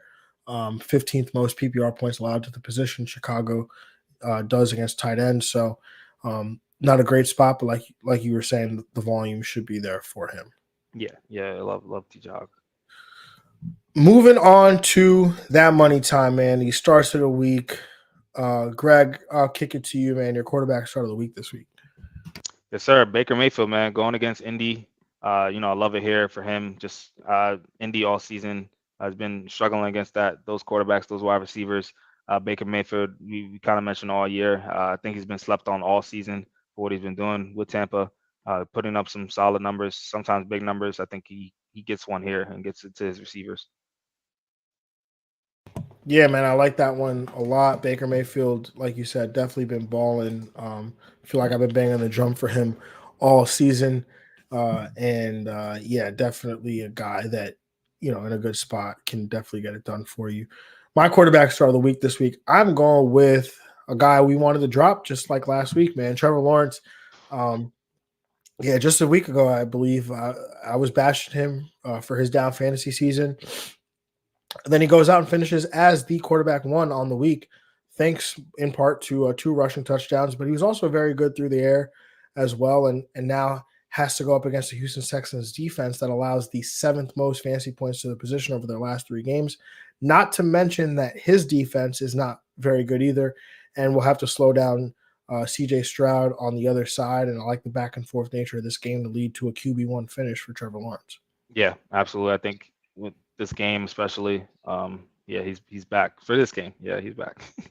Most definitely. Greg, your running back start of the week this week. Yeah, gotta go over reliable. Rashad White going against Indy as well in that same game. He's been very, very good this season as well.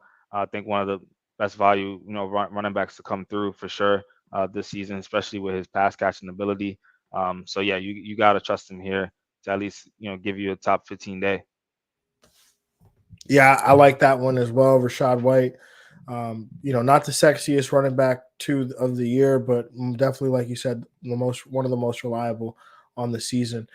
Speaking of reliable, I'm going with the waiver wire, probably one of the players in contention for waiver wire pickup of the year. Kyren Williams, man, going up against Arizona. And oh man, did the LA Rams offense and fantasy managers miss you, Kyron? He was somewhat inefficient to start the year with a lot of his production coming from red zone opportunities, but he started to pick up that efficiency before having to sit out with that knee injury. But now he's healthy and ready to return to action against an Arizona defense that has allowed the 9th most PPR points to the position. And we might not even have Cooper Kupp, which could increase his usage in the passing game as well. Love Kyron Williams to finish as an RB1 this week. Yeah, absolutely. Greg, your wide receiver start of the week this week. Yeah, going with Demario Douglas, going against the Giants. Love the matchup here. Obviously, Giants are very bad against the pass catchers, and Demario Douglas has been that main guy for New England, especially since Kendrick Bourne's been out, getting 7, 8 targets a game. It seems like, and coming through for fantasy managers as well, providing a very safe floor, and he's doing this without touchdown production. So I think that touchdown production comes here. Yeah, I mean, Mac Jones would have to throw a touchdown for that to happen, but no, I definitely like Demario Douglas in this spot. Even if this game, even if he doesn't get there by way of touchdowns, right? He'll catch 7, 8, 9 balls hopefully. Yeah. So love this spot here for Demario Douglas as well. I'm gonna go with Michael Pittman Jr. for my wide receiver start of the week, and again, I love this spot for him this week. The last time Michael Pittman Jr. played in a game, he was actually my start of the week and had a very solid game that could have been bigger against New England. But this time he's matched up with the Tampa Bay defense that has allowed the 3rd most PPR points to the position over their last 3 matchups. And during that same time span, or during his last 3 matchups, Michael Pittman Jr. is seeing a 38% target share, which is the 2nd highest total behind just Devontae Adams. And again, Josh Downs has been banged up, which has led to a ton of volume for Michael Pittman Jr. And don't know the status of his health, but I think either way, Michael Pittman Jr. is in for a very strong game here against Tampa Bay Buccaneers. Yeah, absolutely. I think this game's definitely going to be, I think the over for sure. This is going to sneak out and be a great one. Most definitely. Greg, your tight end start of the week this week. What do you got? Yeah, just with Trevor Lawrence, I think that comes with Evan Ingram going against Houston in a great matchup. Been down the last couple weeks, especially because he hasn't gotten a touchdown all year. So he needs kind of that yardage and that those catches to kind of make his day.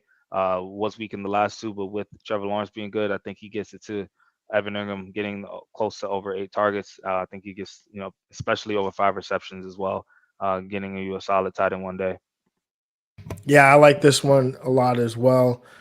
And I hope y'all got your Pepto-Bismol ready because my tight end start of the week is Kyle Pitts. Here's the pain, man. Going with the tight end 18 in PPR points per game this season. That's hard to sound do. great. That's hard to do, man. Doesn't sound great, but you know what? It's still better than Pat Fryermuth. Points per game. Points per game. He's seen a 19% target share over his last 3 games, which is second on his own team. And no, it's not behind Jonnu Smith.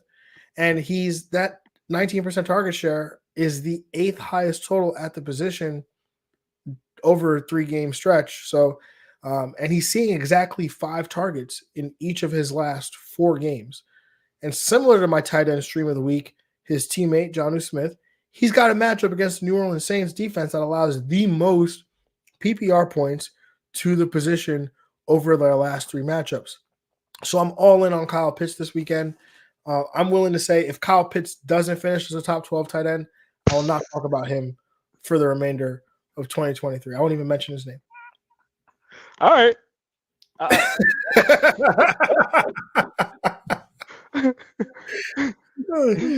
Oh man! Come on, Kyle, come through for me. The last time will be the Jags when we talk about him as a Jag. That'd be it. That'd be the funeral. The funeral, the point where I could no longer say his name. Yeah. There's a lot riding on this. There is. Oh, all right. Now it's time for everybody's favorite time, and it's time to play some Get Money. Yes, sir. Hot. I'm hot. Yeah, Greg, you got a 2-game win streak right now. Apparently, that's the only way we can get wins is via streaks. So I think this is an even week, which means you get the first pick in this head-to-head DFS contest on FanDuel snake-style draft. Once a player is selected, they are removed from the player pool. So, Greg, how are you going to cause me pain today? I'm going to take, with my first pick in the draft, Stephon Diggs, 8,700, going against Philly. Okay, that is highly reasonable. I'm going to take as my – oh, man. Let me just check something really quick. Okay, bet.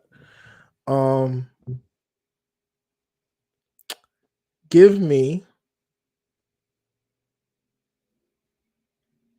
at running back. Give me Kyron Williams 8,200. My running back. Like that.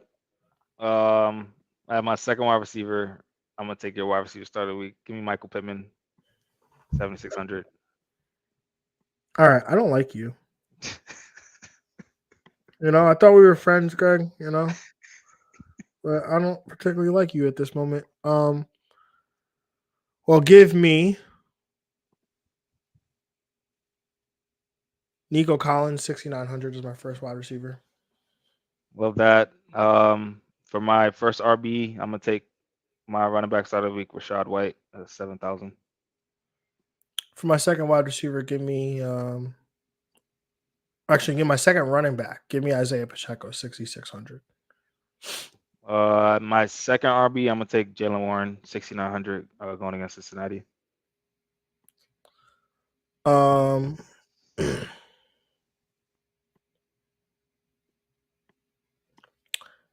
As my tight end, give me Dalton Kincaid 6,000 going up against Philly. My third wide receiver, I'm gonna take Chris Olave 7,300 going against Atlanta. Nice. As my second wide receiver, give me Tank Dell 7,800 going up against Jacksonville.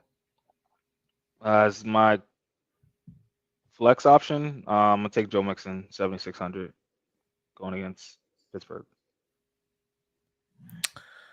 As my third wide receiver, give me Rashid Shaheed 5,800 going up against New Orleans or Atlanta. My word. At my quarterback position, I'm gonna take Baker Mayfield, quarterback start of the week, going against Indy. As my defense, give me the Denver Broncos 4,100. At my tight end, I have K-Dot 5,000 going against Indy as well.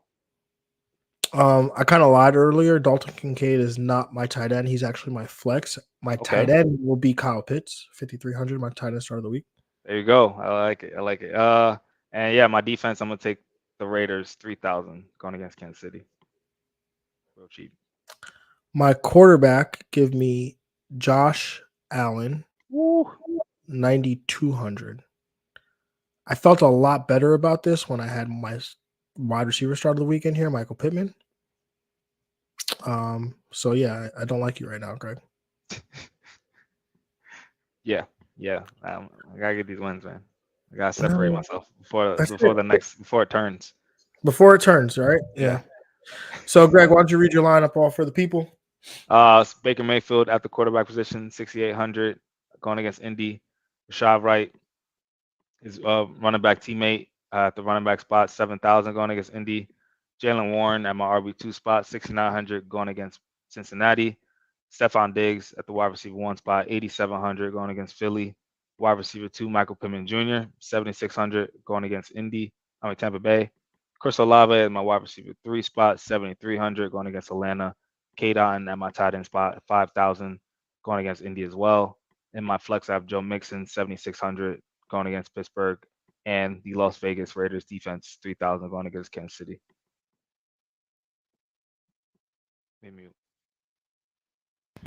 I really hope. Oh wow, Packers placed Luke Musgrave on injured reserve. Brutal. I hope we get a massive under in the Tampa Bay Indianapolis game, just like 6 total points. Yeah, I have 3 players. Oh yeah, especially from Tampa. You have like 4. Yeah, I have 4 from the game. You're right. 4 from the game. Yeah. Massive under. Anyway, going my quarterback, I've got Josh Allen, 9,200 going up against Philly. At my running back, I've got Kyron Williams, my running back start of the week, 8,200 going up against Arizona. The Packers just signed James Robinson to their active roster. Wow.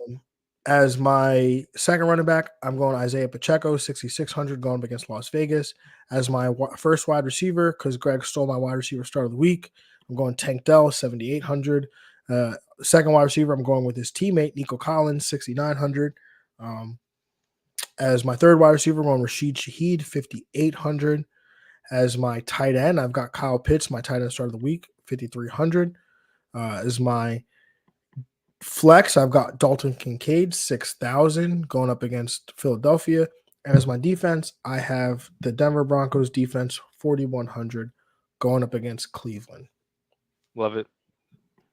Most definitely. We did get a question here. So we got one question to answer before we close this one out. Nino Pena asks, got a tough start sit this week. I need one of each, wide receiver, running back, and a flex. I have Breece Hall, Bijan, Jalen Warren, Cooper Kupp, Michael Pittman Jr., and Calvin Ridley. I think the wide receiver, for me at least, is easy to answer. It's Michael Pittman Jr. Yep. At running back, oh man, this is a tough one.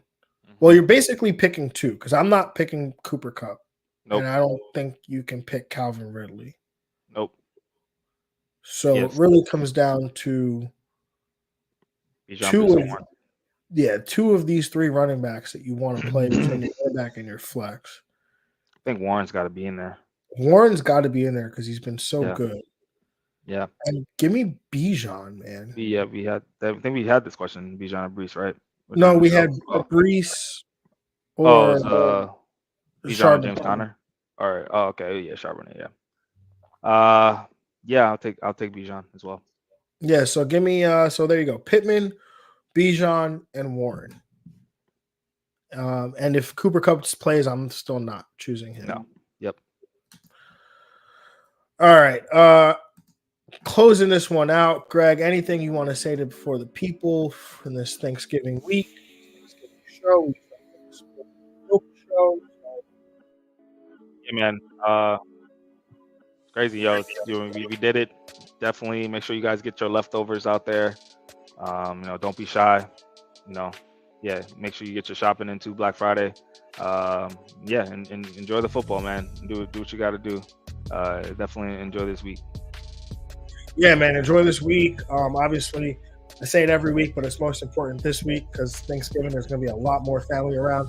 Obviously, the games are important, but make sure we spend time with some family and make sure they know that the games are important to you so that you get to be with them watching the games, enjoying their presence. Just put the phones away, man. Spend all the Thanksgiving text messages early. You get all that stuff out the way. But just be present, be in the moment, spend time with the family, your loved ones, and watch these games, man. Enjoy the football. And remember, take those players out of your flex, man. Take them out your flex. Yep. Hopefully the Jets don't ruin Black Friday for us. For me, they're probably gonna ruin it. Like I'm on my pest. Yeah. We do this. I do this about the Jets like all year, right? So now I'm right here, and Mike White's not here to pick me up. So I'm sorry. That's how I am with my fantasy players. But they're all like, I'm not coming back up. It's down. This is all down. Oh man. Well, happy Thanksgiving, y'all. Happy Thanksgiving to you, Greg, my co-host. Yes, absolutely. Happy Thanksgiving. Appreciate you. Appreciate all y'all that are listening. Hope you enjoy the Thanksgiving. Hope you have a great one. And we will not talk to y'all until Monday when we recap all of or most of what's happened in Week 12 because there'll still be a Monday night game left to play. But Monday, 3 p.m. Eastern, right back here. We'll see y'all then. Until then, y'all have a good one. And we're out of here. Peace. Yeah.